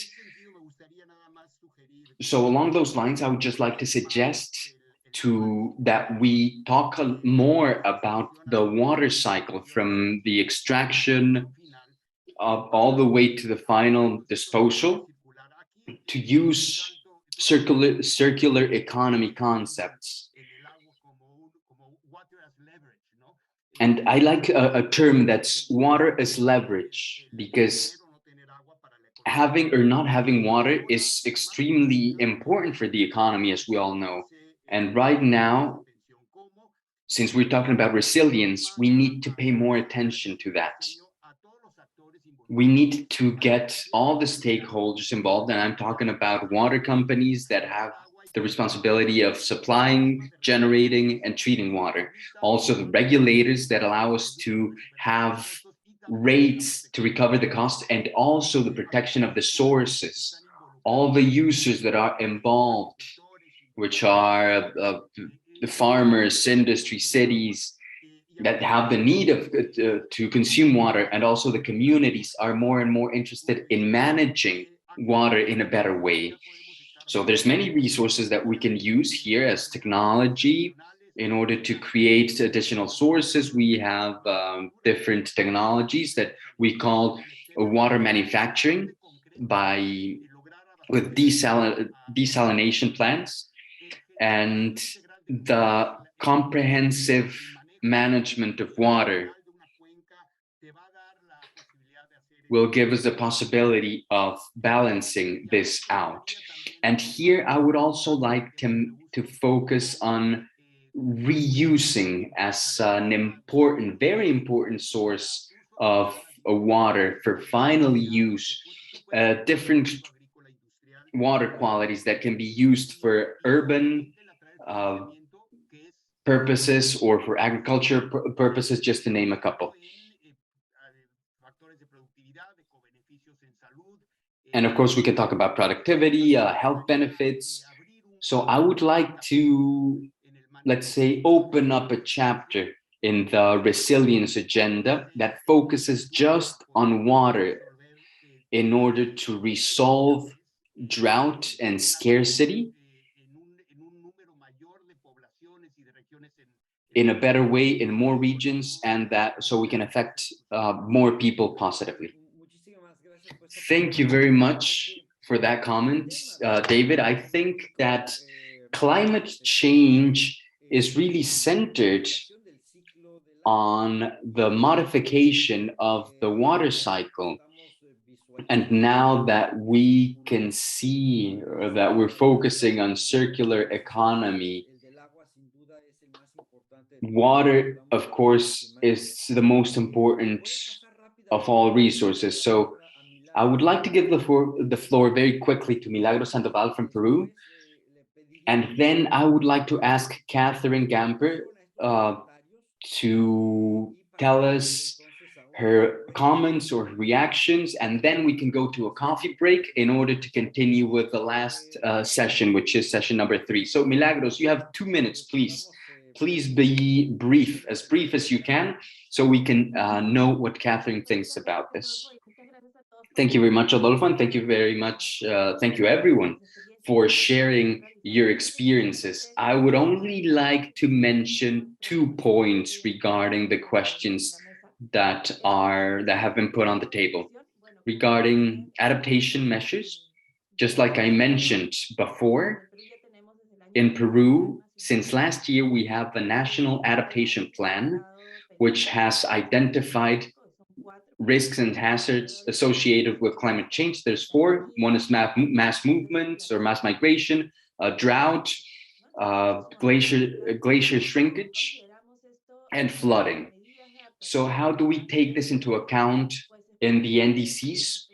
where especially for vulnerable communities, we have focused this topic with the local participation of native populations.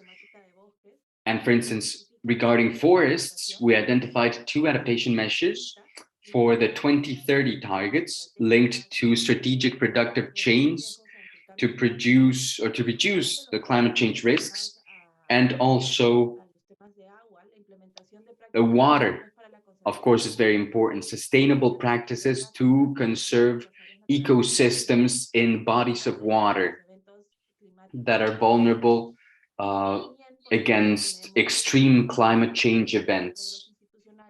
And of course, we have interinstitutional agreements. One of them, which is very important, is the creation of the platform of indigenous populations to face climate change in the country, which is part of the governance, and where we join efforts with the indigenous peoples of Peru so that they can also propose measures in connection to these topics, and of course, in connection with their own ancestral knowledge that can really help us out in this process. Thank you very much. No, thank you, Milagros. I think that this last topic that has been mentioned is extremely important in our countries. It's extremely important to get indigenous communities involved, the original owners of the land, because they are the ones that have the historical knowledge. And they have been the best people in preserving most of the ecosystems that provide us with the natural resources. So Catherine, could you please give us your reactions before we go to a break? With a lot of pleasure. Thank you so much, Rodolfo. It was extremely interesting, even though frustrating to have so little time to hear about all these impressive activities that are already ongoing in the region. Just to perhaps briefly highlight that the issues that we just talked about indigenous people, there's a number of our OECD member countries, such as Australia, such as Canada, that have tried to incorporate very carefully in the adaptation planning process, in the objective setting process, and in the implementation process, these particular groups that have a particularly rich knowledge to share on the adaptation side. And as part of what we call our adaptation talks in the coming months, we will have a series in which we have a roundtable of countries that will share their experience in just getting their knowledge on board, working together with them as part of a sort of a broader structure to bring all the concerned stakeholders on board in the adaptation planning process. So we're very, very happy to invite all of you to listen into these conversations with these national adaptation experts as sort of a first point of contact with us to get inspiration from the work that we're doing. But all the other priorities on biodiversity, the nature-based solutions, as well as putting the circle back on the circular economy with water, these are all important sort of issues that I'd like to hear a lot more about. And if I understand properly, there will be a more in-depth discussion on adaptation, to which we will have an opportunity to contribute and listen more to you. And we look much forward to these exchanges. Muchísimas gracias, Catherine. Thank you very much indeed. Thank you very much, Catherine. So now we will have a short break. I think 10 minutes should be enough. And then we will come back to talk about money. So please don't go anywhere. We will come back in 10 minutes after this short break.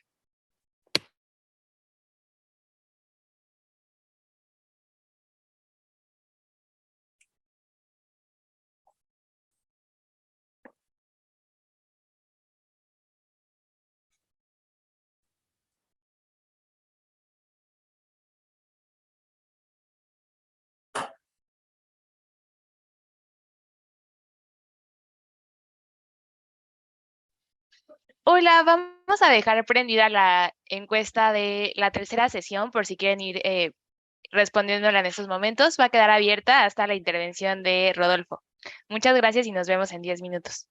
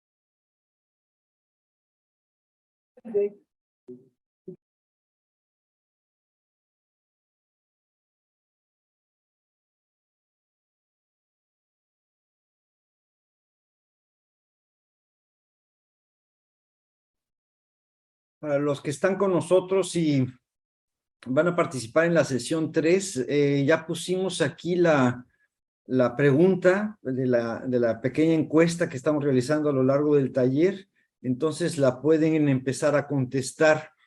Igualmente vamos a tener una foto de grupo, una foto de familia, entonces en unos 2 minutos más que regresemos todos, les pediré que abran sus cámaras para precisamente tomar la foto de familia. Gracias.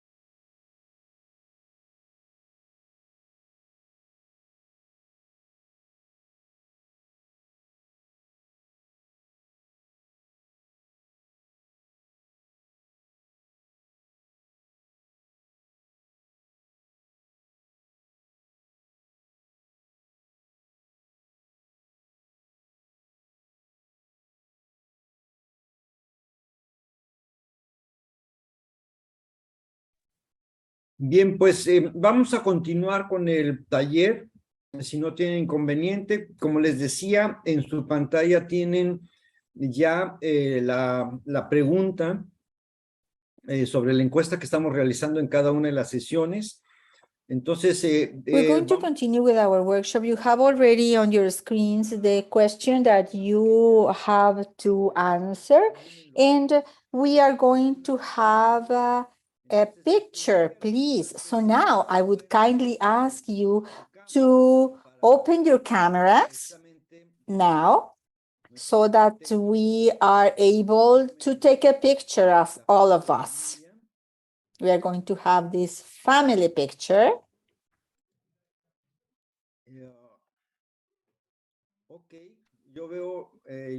Okay, I can see my screen already full of pictures. So we are going to take the picture right now. So smile. Perfecto. Una, dos. 1, 2, 3. Great. Well, thank you very much, Daniela, for taking the picture. And now we are going to go to a very important topic in our region, Latin America. Has countries, developing countries, have it has some countries that are islands and that do not have the economy to be able to adapt these new technologies that are more expensive than the ones that we have been using to achieve economic growth and to achieve the well-being that we currently have.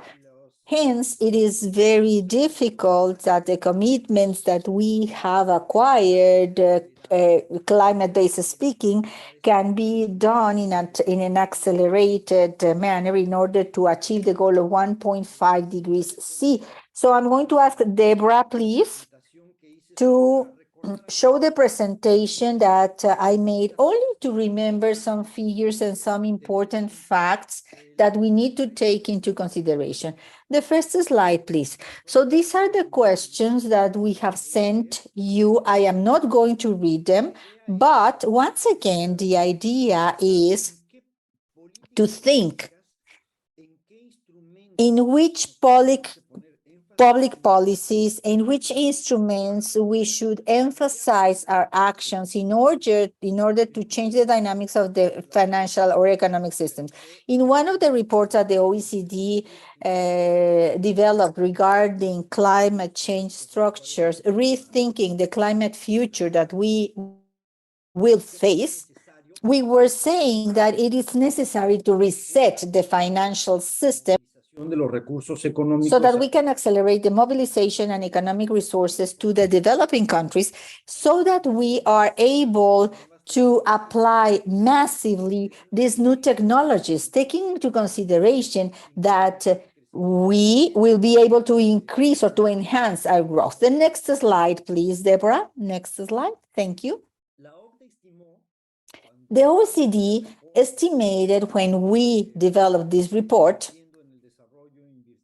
which is called Investing in Development and Investing in Climate Change, that in order to achieve a scenario under the 2 degrees C, it was necessary to invest almost $7 trillion every year. But this would imply a growth of a GDP at a global level of 4.6%. We do believe and we are convinced that it is possible to increase life standards of people with the technologies that are going to allow us to solve our pollution issues, but at the same time, they are going to change the business scenario. We are going to be able to create new job opportunities, and we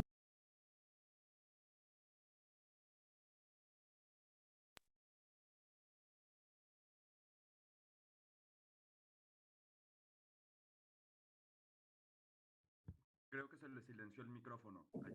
Sí. Bueno, algo de la conversación que estaba yo teniendo con ustedes se perdió, pero... What I was saying is, and I'm sorry that we lost a little bit of the conversation, but we have to continue. The next, please. Next slide, please. In the next slide, in this slide, you can see what has happened with this commitment that was settled in Stockholm, and then it was ratified in Cancun. And in order to spread out $100 billion on a yearly basis from the developed countries to the developing countries. So before the year 2020, we should have had those resources available in order to start the implementation phase of the Paris Agreement. This didn't happen. You already know the story. And it is going to happen according to these trends that the OECD has precisely been documenting by 2023, next year. So we are going to increase resources, but when we speak about the trillions that we need, obviously we need the participation of the private sector. So this is a pending task, because typically the financial private sector is not regulated from the climate or environmental standpoint. We have it regulated from the standpoint of financial security, but not with the perspectives that we, or the expectations, better say, that we have right now. It is also important to stress out that in Latin America, it is paramount, the action regarding adaptation, but we are investing more in mitigation. Speaking generally, out of these $100 billion, we are investing more in mitigation. Next slide, please. And Latin America is not taking advantage, as other regions of the country, like Asia, for example, the available resources. It seemed that our projects are not so attractive, or they are not so well organized or developed so that they are accepted by the multilateral banks or the bodies like the Income Fund or the Global Environmental Facility that are supporting the climate agenda worldwide. I think that we have to discuss this more in depth.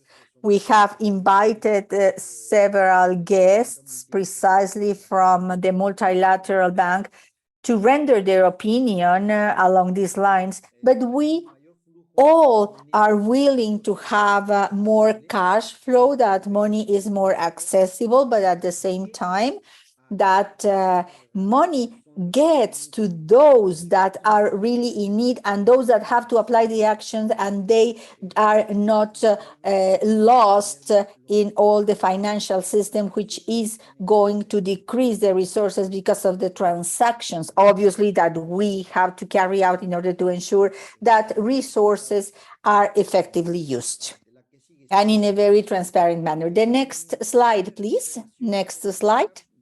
In the economic recovery plans after the pandemic or during the pandemic, we observed that not all the economic recovery plans, when we faced the crisis, had elements that we can think of as green, or they didn't have sustainability components that were robust enough in order to help us progress the climate agenda. In fact, in Latin America, again, compared to the adaptation needs, they invested more in mitigation, they invested more in controlling air pollution, which is part of mitigation, but this is part of a pending agenda regarding public health, and very few in adaptation, and not to say that almost nothing.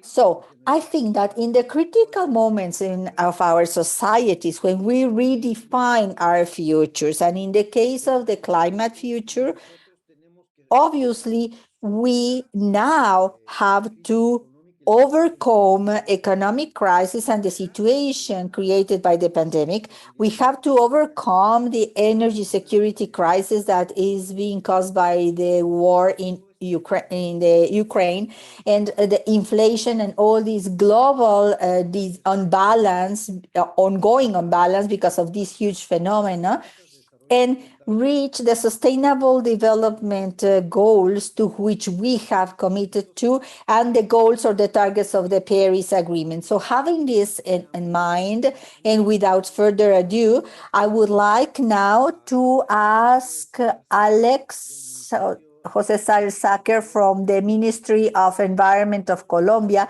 to render his opinion in this regard, and how are you addressing this? Then we will go to CAF, CABEI, and CCAP, which are the organizations that are helping us to have the flow for the economic resources. So Alex Jose Sacker, please. It was a pleasure. It's a pleasure. Thank you very much. And thanks to all the participants of this quite interesting seminar that is joining the ambitions of all the countries of the region. Well, Rodolfo, you have mentioned a very important topic, which is one of the critical points on how we from our countries are embracing this climate change agenda, and we are making our own from the standpoint of mitigation, now also from the standpoint of adaptation, even regarding the loss and damages in our countries. So, and this is the funding or the financing issue, and how are we achieving this to progress in these matters. You've posed 3 questions. First of all, on how we are progressing in our countries along these lines. We in Colombia specifically have been working together and hand in hand with the financial sector in order to see how are we are able to channel private investment in the mitigation as well as in adaptation projects.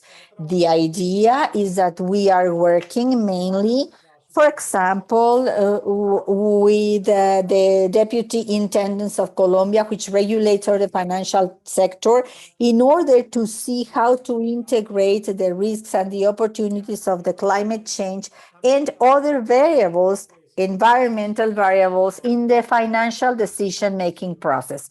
So we need the financial sector to understand what are these investments, which are the ROIs of these possible investments, so that in this way they can channel the investment for the users that are using it. So one of the main targets of these strategies that we have done with the financial sector was precisely to make easier the mobilization of a capital to the sustainable development, to an economy low in carbon emissions, and that is resilient also, and that we, with all the measures that we have set forth, are able to get the resources. One of the aspects that we have been doing in Colombia is green taxonomy.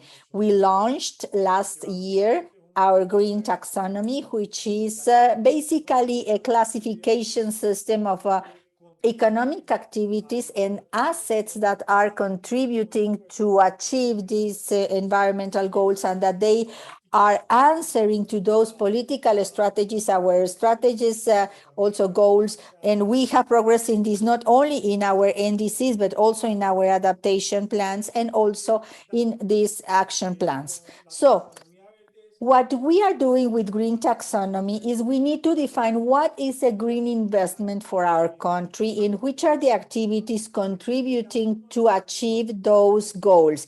And we provide some guidelines to the financial sector so that, for example, in the energy, construction, waste, water, transportation sectors, and even in other very important sectors, like, for example, agriculture, livestock, and in forestry, what can we do in order to have these actions to mitigate and adapt?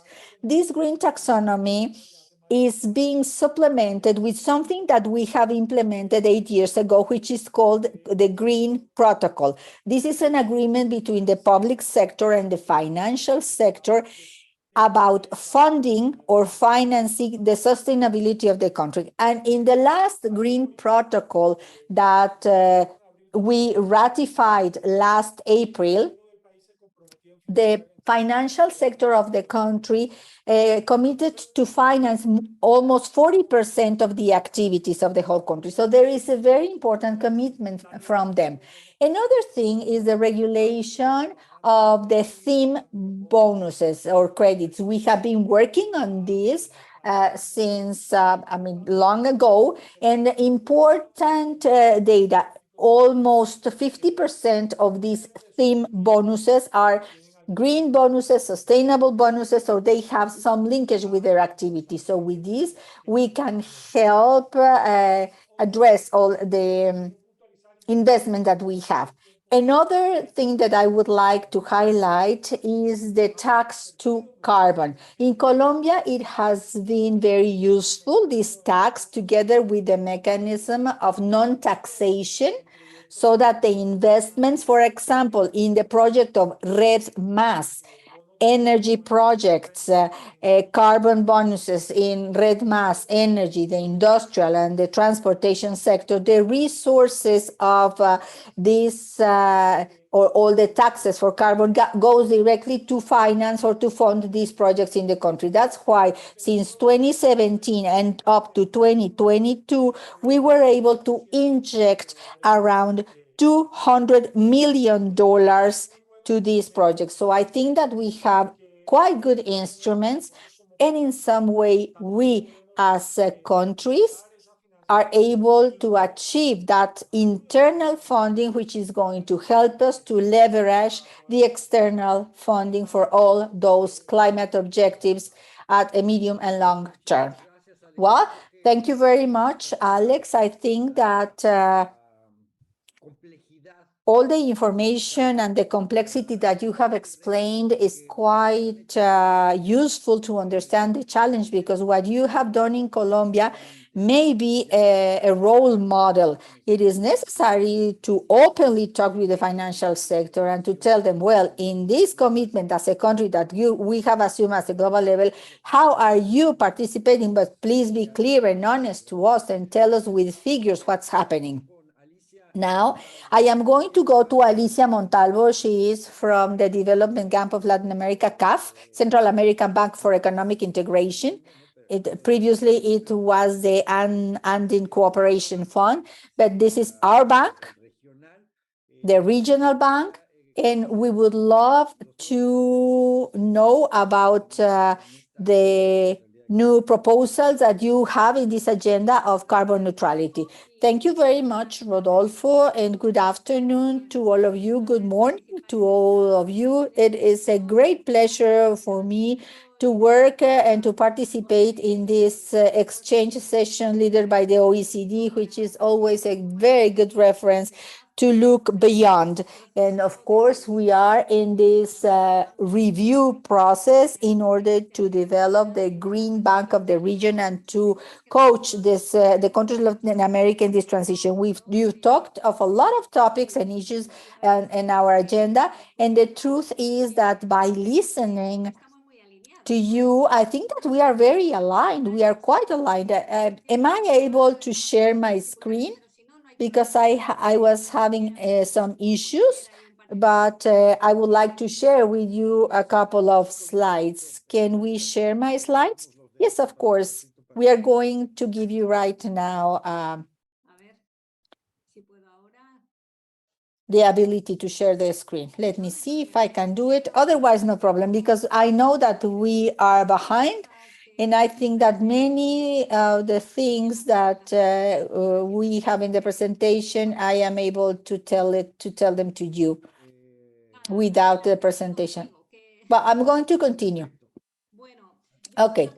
Well, what I would like to convey to you is precisely the huge commitment that the CAF has done recently on the voting. That's great. There it is. Thank you very much. I think that you are quite familiar with the CAF, but as you have mentioned, that this is this slide is to show you that we are a bigger institution. We have 21 members, almost all the countries of the region, also with a very special interest in working on all the countries, not only in Latin America, but also the Caribbean countries. Hence, if you see the CAF of 1970 to the CAF of 2021, we are very happy. El Salvador, Chile have started working with us, and we have quite an important agenda. And what we would like to do is to use the space that we as a bank should have before other institutions that are working in the region. The next, please. Next slide, please. Thank you. The fact of considering that we would like a green bank is because one of the challenges that we are facing have to do with the environmental matters, the matters that have to do with climate change, as well as matters that have to do with biological diversity.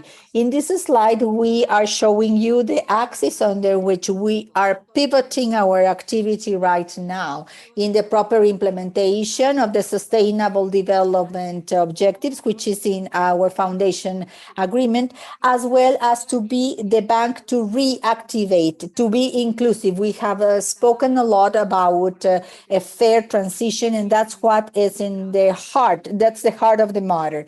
Working also with digital transformation. Another thing that we have talked about today is innovation, technological innovation, but not only technological innovation, but an important axis that we are working on right now is biological diversity. We think that currently the line that separates conservation and biological diversity from the impacts of climate change and nature-based solutions is a very fine line.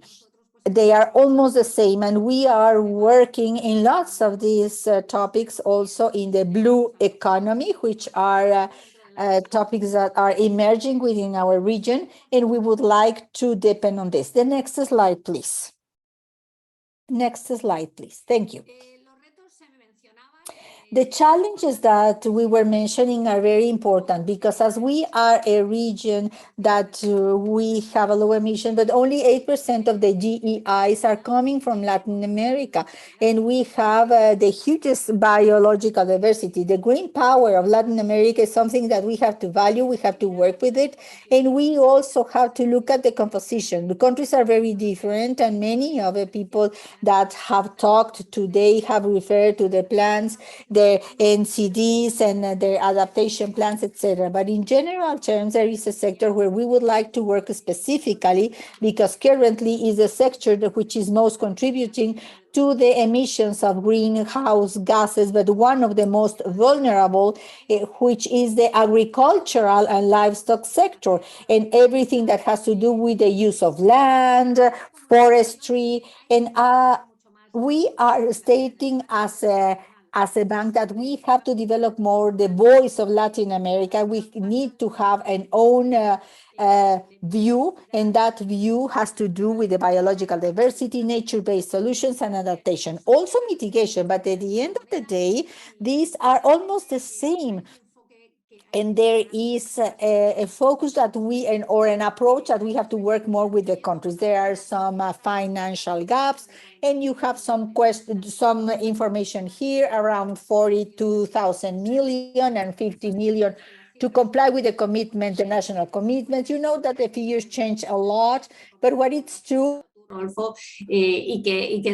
you have said, is that we all have to contribute. So what we see here is that there is an opportunity for recovery to be different, to progress in low emissions, carbon emissions, and the positive biological diversity. This is an approach that is for a positive biological diversity, to stop seeing what we have considered as biological diversity as a restriction to growth, but this is now exactly the opposite. We are going to contribute with this to grow in a different manner, to explore different sectors, of course, in the agricultural and the livestock area, but also in the tourism sector, and other matters that have to do with the value stream of the ecosystems. The next slide, please. So from the CIF, this is our mantra, and this is what we presented to the Directorate in March, back in March. Many of the countries, or most of the countries that are participating, are stockholders, and we supported a fair transition to a green economy, low in carbon, resilient, and 40% of the approvals are going to be green funding. In 2026, in 5 more years, the green financing level, which is right now around 20% or a little bit more, we would like to get to the 40%, but this is a mandate that we have received from our shareholders. How are we going to do this? Well, by supporting the countries in the actions that they are proposing. We are a stakeholder that wants to go hand in hand with the commitments that the countries are assuming. As CIF, we are not part of the Paris Agreement, but we are an agency which are implementing. We are an institution that is funding this transition. So what we would like to do is to support national strategies, reinforce the institutional capabilities of the countries, but we also would like to promote what we called the virtuous circle, to incorporate in 2 main ways. First of all, by including the environmental and climate component by doing a mainstreaming. We are working on this in a very detailed manner, because one of the huge advantages of CIF is that we are an agency that we are very agile and we work with the international institutions. So we have the capability that when we originate the projects,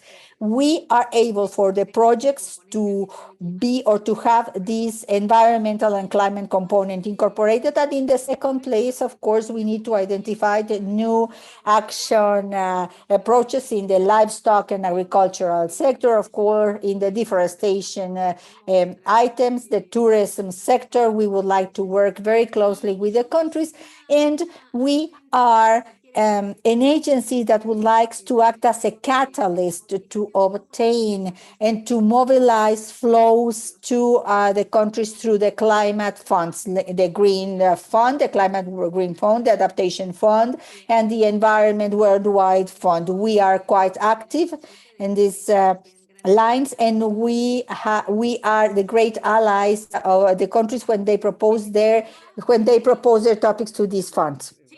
Will you please conclude now? Yes, I am concluding. This is the last slide. So what I would like to tell you right now is that our commitment is very important, and funding is also very important. So if we are the Green Bank of Latin America, poses a challenge, but it's also an opportunity in the public and the private sector. Thank you very much. Thank you, Alicia, and thank you, CAF, because we've worked together throughout the entire process. And like you mentioned, that's very important in getting the resources from these implementation media that were defined in the Paris Agreement. And that first of all, it has been difficult getting the resources, strengthening the institutions, and then to reach a coordination with the regional institutions. And one of them, which is the Inter-American Bank of Economic Integration, which they will participate shortly. That is extremely important as well, because Central America is a highly vulnerable region with huge development needs. They obviously have the possibility of increasing their economic activity in a significant way, but now they are very vulnerable when facing climate change. So Evelyn Rodriguez is here with us. The floor is yours, Evelyn. Hola, buenas.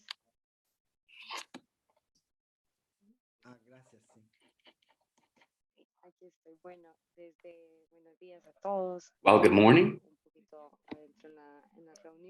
everyone. I wasn't able to join before, and well, good afternoon to those of you who are on the other side of the Atlantic. In the BCIE, we also have a green agenda, climate change agenda that's cross-sectional in the social agenda, and also climate change is a cross-sectional axis in the interinstitutional topic. And what we want to do is to favor that transition, especially in Central America and other countries outside the region that are members of our bank. And we are doing that, looking to see how we can promote more, just like the CAF, we are accredited and we are moving resources to get to those targets. We have a commitment of moving green financing. In 2020, we had 42%, in 2021, 41%. The target for this year is 39%.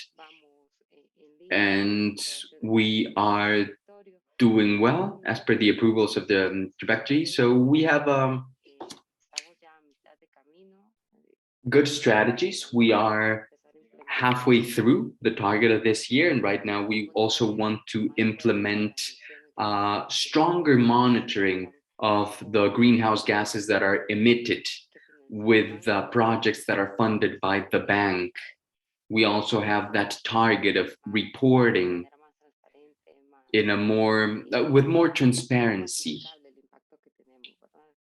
and in a way that can be more accountable. So it's not only drafting and developing policies in the different countries, but also going towards quantifiable, tangible actions and that respond to the data that we get from scientists. So in the region, we want to emphasize adaptation as well, because just like you mentioned, Rodolfo, we are a region that's highly vulnerable for our countries. One of the priorities in the climate agenda is adaptation. We are pretty much, I would say, insignificant countries when it comes to greenhouse gas emissions, but we are extremely, extremely vulnerable. We saw that in 2020. We had back-to-back huge storms. And here right now in Honduras, the entire country, well, is in alert. Half is in yellow alert and the other half is in green alert. So we acknowledge the priority of adaptation, and we want our funding to have development at the forefront. And resilience is very important here. We're not working a lot in biodiversity, but we know that we need to work on that. And in the 2020 framework regarding biodiversity, we have to start including that as well. Thank you very much, Evelyn. And I agree. I mean, we see how the entire financial system is moving towards transparency regarding climate matters. We would like our financial system not to support so much fossil fuels if they don't take accountability and capture the CO2 they emit. Yeah, and I would also like to tell you that in the Board of Governors, since 2019, we have a mandate of exclusion. So we exclude all the financing that has to be with fossil fuels. So we are in the midst of that transition towards a clean economy. Thank you so much. In order to complete the spectrum of the discussion of funding topics, I would like to invite Adriana Bazan. She is from an NGO that is on the other side. I mean, she is preparing projects and drafting the proposals that are necessary in order to get the resources to where they are needed. She has a lot of experience in countries in the Caribbean. And these are countries that have only received 1.5 million out of the 100 million for that the developed countries committed. So Adriana, please go ahead. Thank you very much for the invitation. The presentations have been very important. Also, the presentations from the government of Colombia, from the BCIE, from the CAF. And I'd like to say that this slide that you presented, that we're not getting to the $100 billion is a reality. But it's a reality that we will continue to see, because it's not just about the climate crisis. 2020, we had COVID-19. This year, we have the war in Ukraine. We have the most vulnerable countries in Latin America and the Caribbean, countries that import 100% of their basic products. So it's also has to do with food security and the fuels they use for transportation. So I would like to continue with the topic of this previous session, resilience, and focusing on mostly Central America and mostly three countries, Honduras, El Salvador, and Nicaragua. And in the Caribbean, I'm going to talk a little bit more about the Lesser Antilles. So these are countries that don't have a lot of diversity in their economy. These are countries that have are very vulnerable to changes in other countries or abroad. So they have a very limited fiscal tax ceiling. They have huge interest rates, and they don't have a lot of room to move and to invest. In average, in the Caribbean countries, the ratio between the public debt and GDP is 88% as of 2020. So countries like Barbados, Belize, Dominica, Suriname have debt loads that are above 100% of the GDP, which means translates into a liquidity issue. But they are countries that are extremely on board when it comes to climate change matters. 11 out of the 15 Caribbean nations have presented their updated NDC. Dominica has been the most recent one in July this year, and they have huge ambitions. Antigua and Barbuda, for 2030, they have a target of 86% of renewables in their energy matrix. Barbados has committed to reaching 100% of renewable energy and to be a carbon neutral island by 2030. So the commitments are there, but the speed that we need to move climate funding hasn't reached the speed that we need. And we must recognize that every year we have a different issue.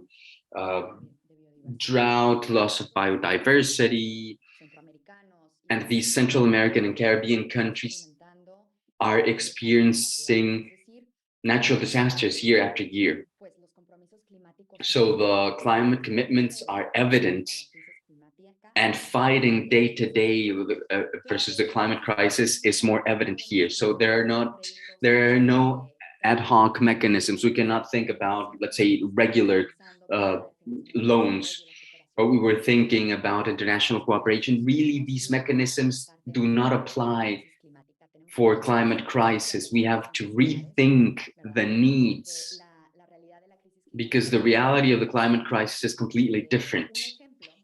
One example of how a financial mechanism can be innovative is this new Resilience and Sustainability Fund from the IMF that was launched on May 1st this year. And this is designed to help countries to face their structural challenges, climate change, pandemics, and exogenous changes, and increase resilience. The innovation of this instrument is that funding is given in favorable conditions. So instead of being based in offering funding per capita, is based on vulnerability. And I know I'm out of time, so I'm just about to wrap up.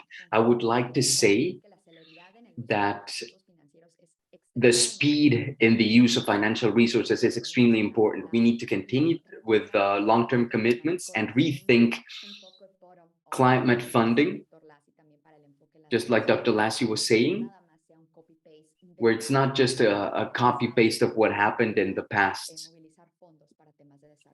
of mobilizing funds.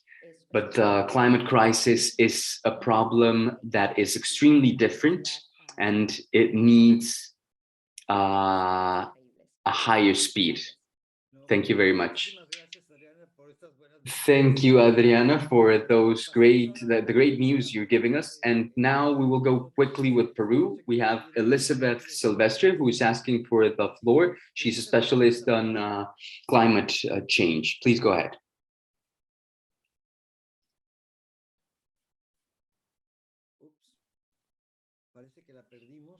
I think we lost her. I think she's no longer on the call.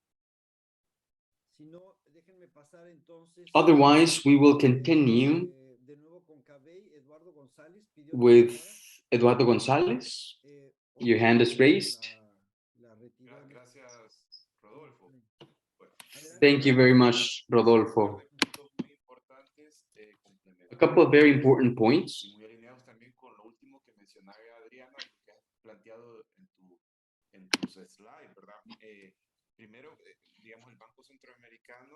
The Central American Bank works also in South America, including Colombia and Argentina. So the importance of knowing the context of the countries is huge when it comes to preparing projects for these international funds.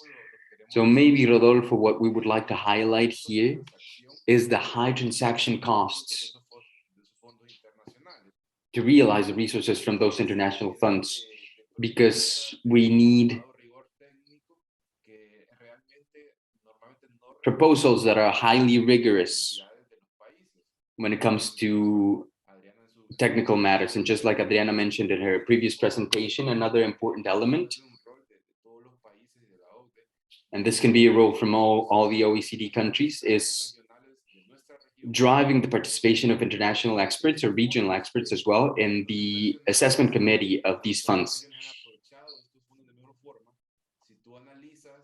If you analyze, or if you see it, sometimes we want to look at Latin America with African lens or with Southeast Asian lens. So these recipes, I mean, it's not a one size fits all. So it's difficult to convey this information to some experts. So regional participation of our experts in those funds is extremely important, because right now the timing is not right. And I would also like to mention one last thing, which is about getting concessional funds.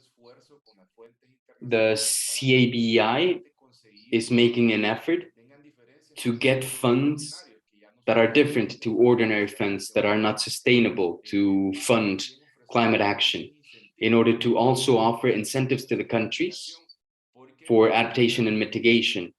Because at the end of the day,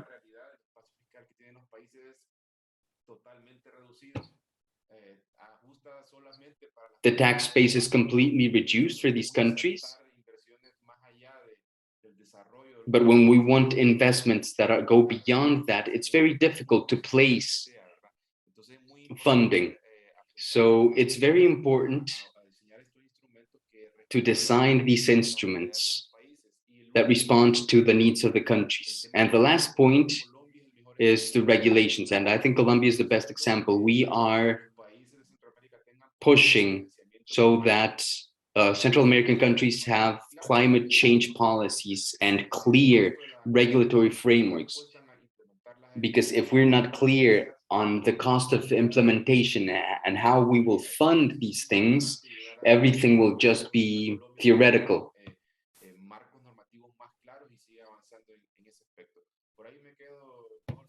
So those are my comments, Rodolfo. Thank you.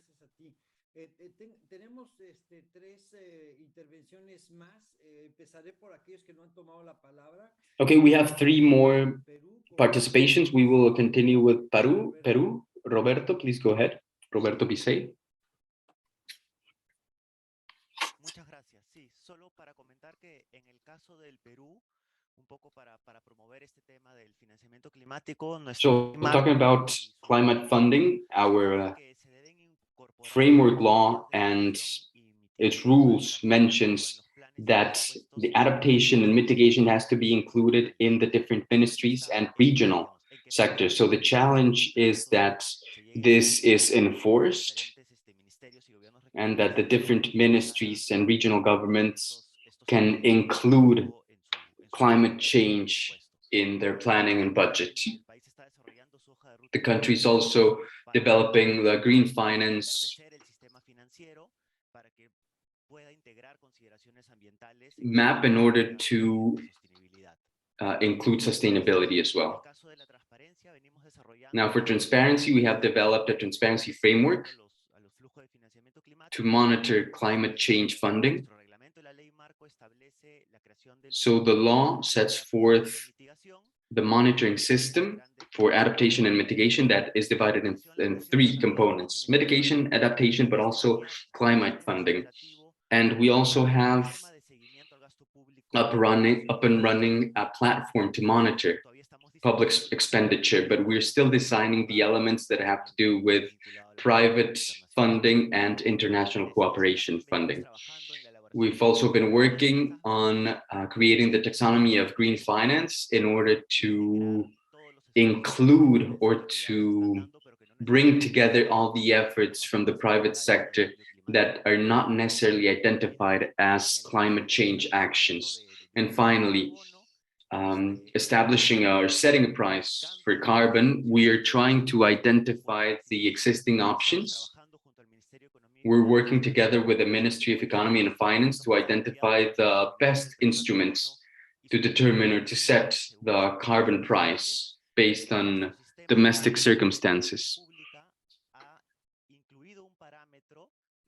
And we have included a parameter regarding the social cost of carbon. So all public investments that will emit gases or avoid gases need to have a parameter in order to provide an economic, a monetary value for these.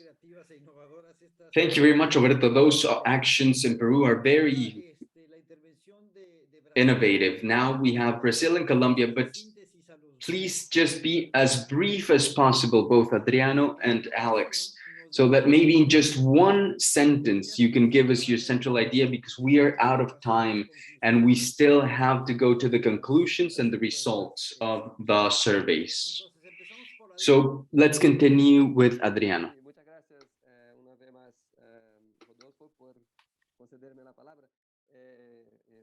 Thank you, Rodolfo.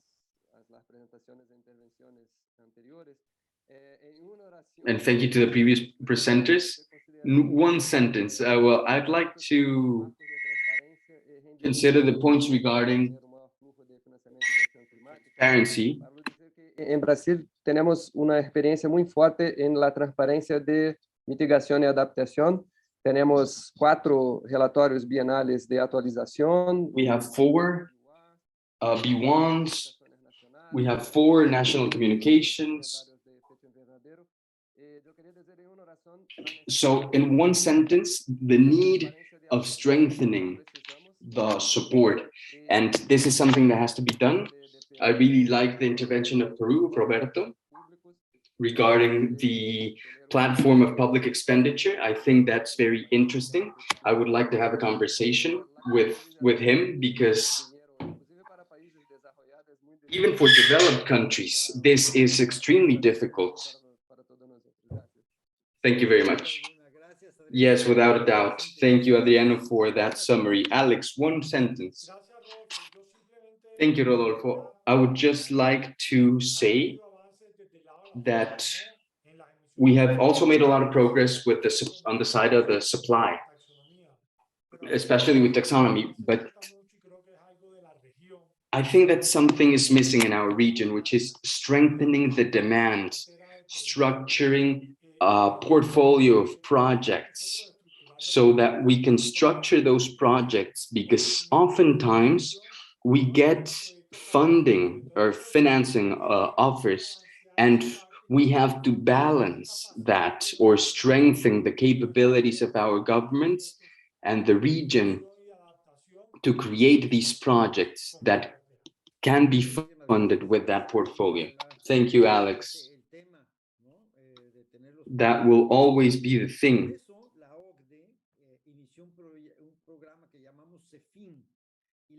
This is why in the OECD, we started with a project with Safina. I would like to ask Leila Davis to please tell us a little bit about, if you can summarize everything in 2 minutes. So how we can speed this up in order to break this vicious cycle of having the money, but not having the projects as structured as they should be. Leila, please go ahead. As Rodolfo mentioned, I'm from the Clean Energy Finance and Investment Mobilization Program, also known as CEFIM, within the Environment team.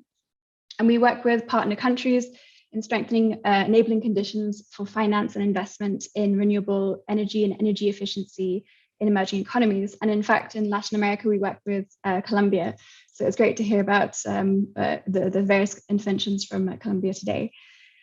I think there have been already quite a few very good interventions and comments throughout the session, so I won't take too long.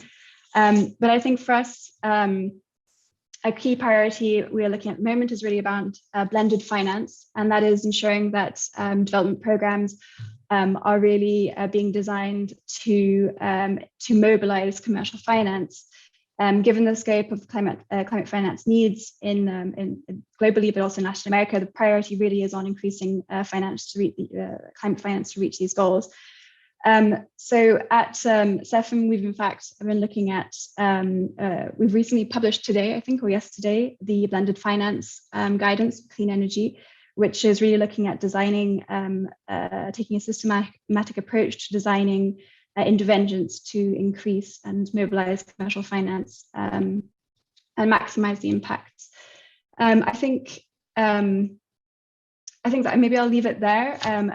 Maybe a final comment is that comprehensive climate strategies were highlighted as a priority, and this really is a priority as we see it in our clean energy finance and investment policy reviews, and that is aligning sectoral strategies with climate goals to make sure that decarbonization, mitigation, which is our focus, but also resilience is really integrated into public investments, and also you're sending a clear signal to the private sector. And also just as a final note, CEFIM is also working on a framework for industry decarbonization as well. And I think these are all priorities for climate finance in the region. Thank you very much. No, thank you, Leila. Thank you very much indeed. As you were mentioning, la alineación, ¿no? De las prioridades. Thank you very much. And just like you mentioned, the alignment of the sectorial, of the sectors with the international organisms, as well as the regulation and the organizations that are in charge of climate management are very important. So this is what you do, what they do in the key sectors, especially in the energy sector. And I think this is a great experience that we're having in with this program in different regions of the world, especially in Asia, in the South and Southeast a part of Asia, and also in Latin America. So with this, we would like to wrap up. Thank you very much. We will have some closing comments in a couple of minutes, but before, I'd like to show you, together with Daniela, the results of the questions of the surveys that we had here a few minutes ago. So we started with the first session. I'm just going to read the first one because of time constraints. But zero emissions. Can you zoom in, because I cannot really read that? Yeah, in your screen, Rodolfo, if you can just zoom in. Okay, yes, I can see the option now. Millennials are really good with technology.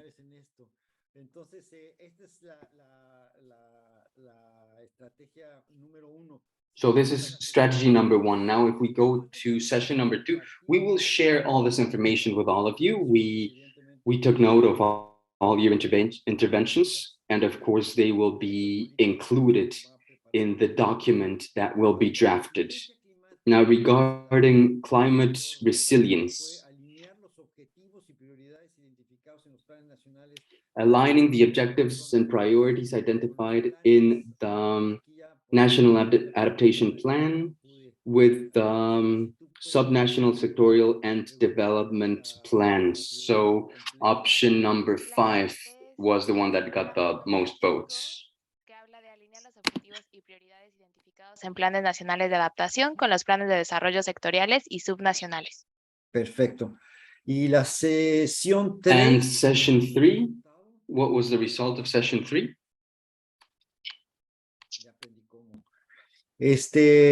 También es la número 5, que es definir y asegurar el presupuesto para la It's implementación. number 5, which is define the budget for the NDCs in order to mitigate and also adaptation. MRD is monitoring, report, and verification, MRD.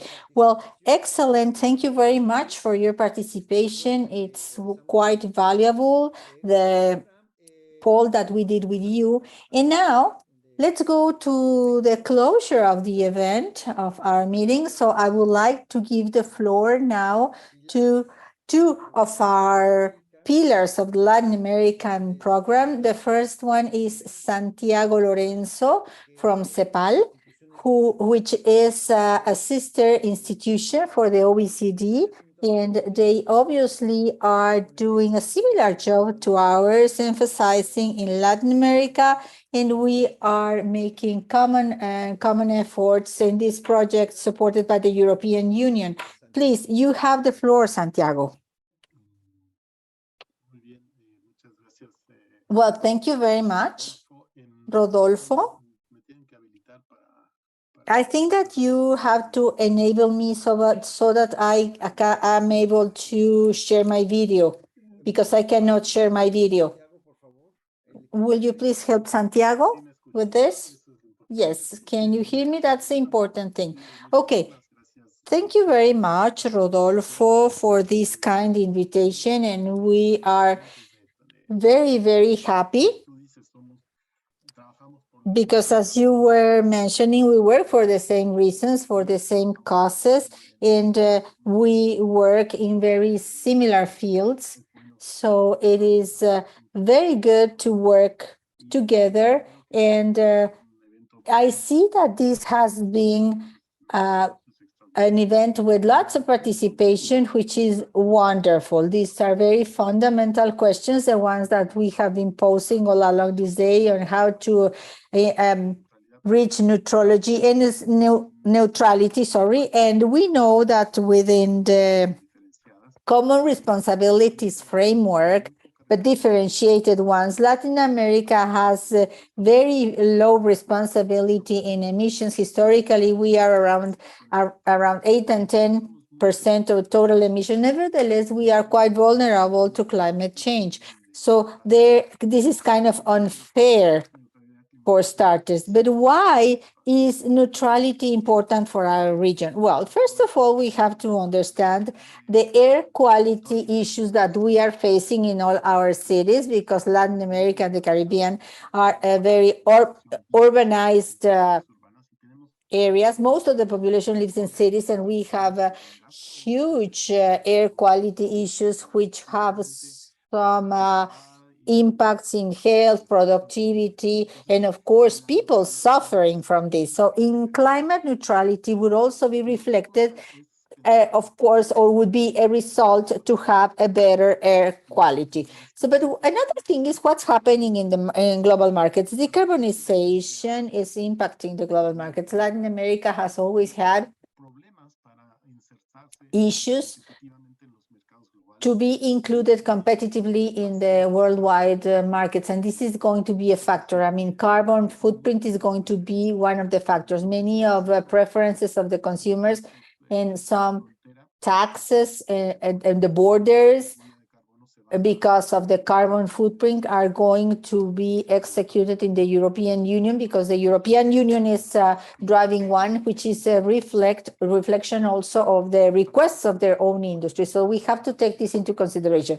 In order to be competitive in the future markets, we have to reduce as most as we can the carbon footprint. And on the other hand, what we are observing currently, including the conflict in Ukraine, it's also the energy matrix and security. I mean, Latin America has a wind, solar, and geothermal potential, hydroelectrical potential that has already been exploited, and we have to take advantage of this in order to have energy markets that are more secure and less expensive. Technologies are reaching very good costs to produce the energy cost. The second question, which is on this climate lack of sufficiency, you have already mentioned. Obviously, this is a region which is quite vulnerable, maybe the Caribbean and North and Latin America.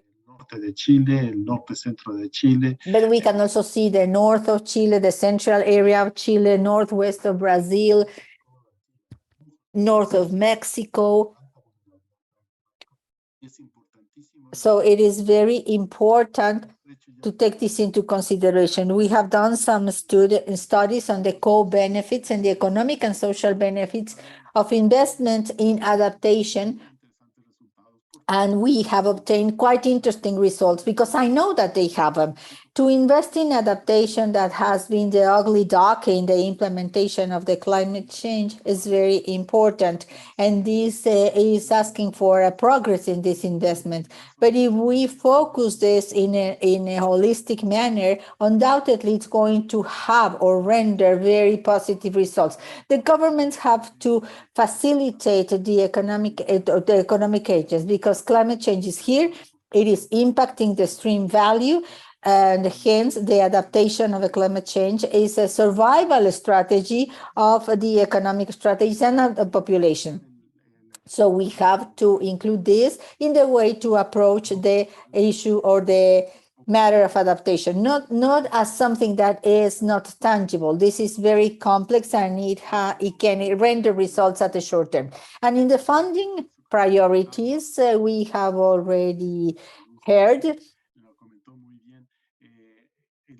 that climate financing has some hindrances or limitations. They are not complying with the goals of the commitment, or nevertheless, it is clear that that money is not going to be enough anyway. We need to change the parameters under which we invest in the public and private sectors, regardless of the resources that are coming from the climate change in the bilateral sectors. We also have to redirect our financial efforts, and we have important reasons for this.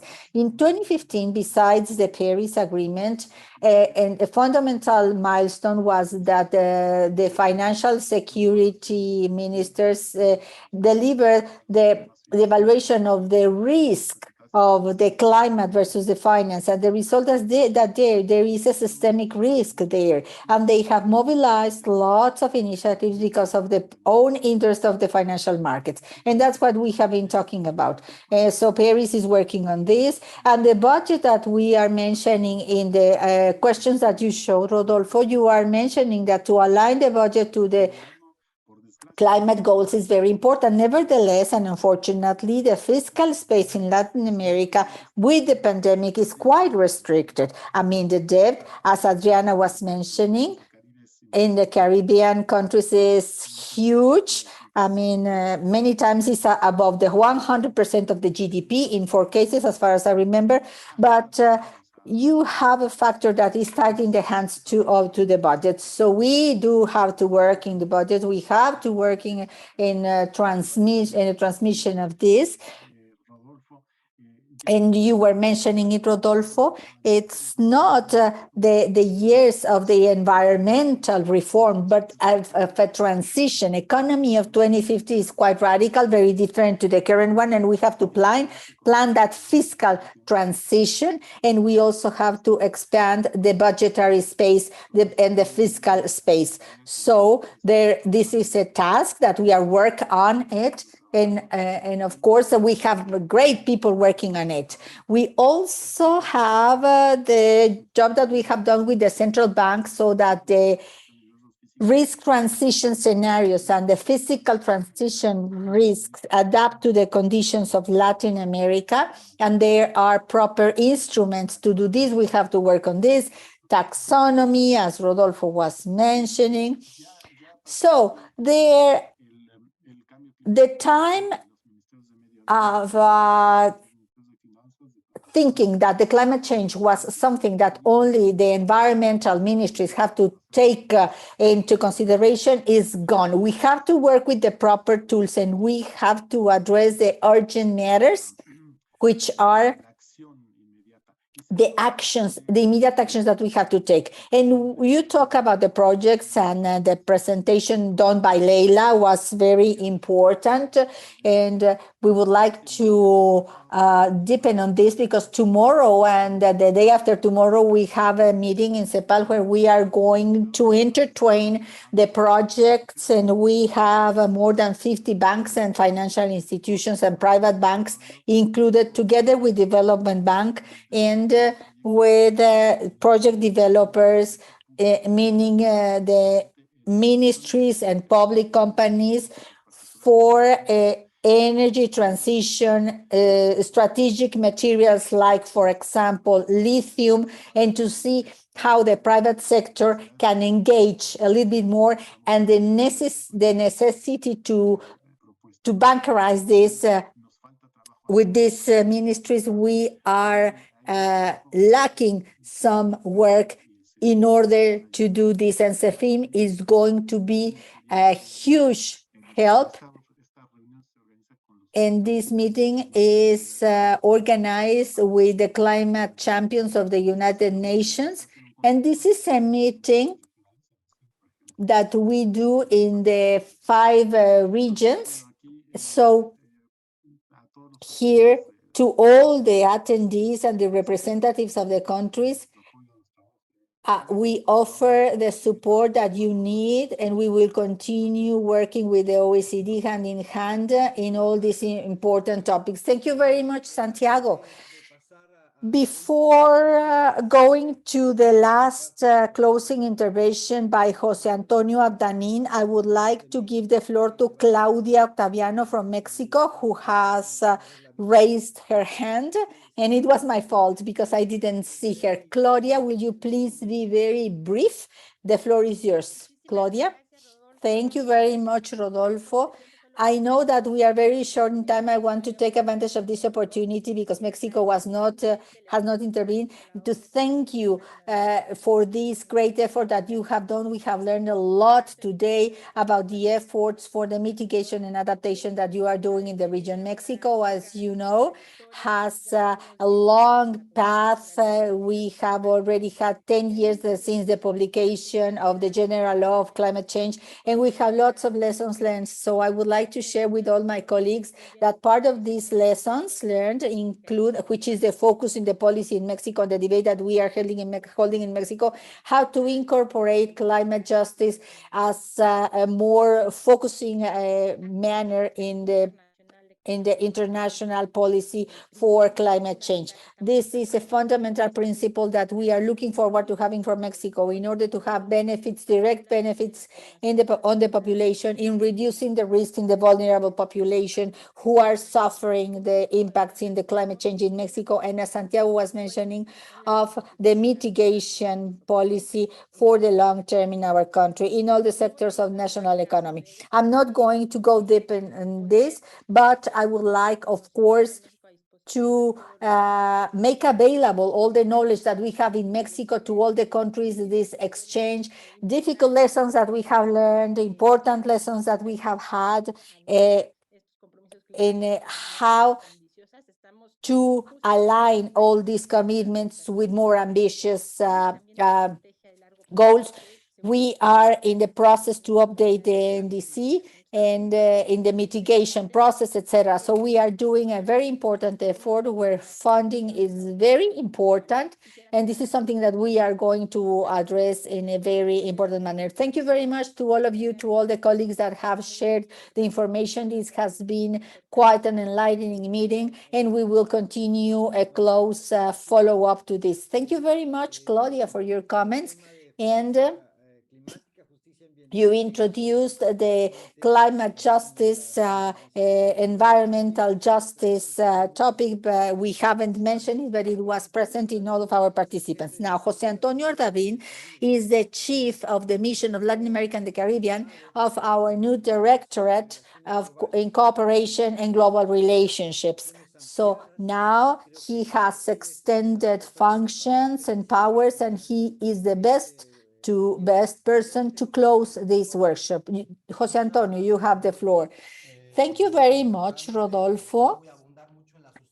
I am not going to elaborate a lot on these topics, but I would like better to thank the more than 115 attendees and participants to the meeting, because this meeting has shown why the LAC program needed to have this environmental priority and how, in some way, the Latin American and Caribbean program is doing the work, which is to put in the OECD countries, the Latin American countries, the multilateral institutions, and all working together, because we have around 14 countries from Latin America represented from South America, Central America, the Caribbean. We had 5 countries from the OECD that are not from Latin America. We had international agencies or bodies, 4 above, besides the OECD. So this shows the way that we would like to do things. This is the first of the workshops, one of the different workshops or a series of workshops that we are going to do, supported by the European Union, and CEPAL is also collaborating in this.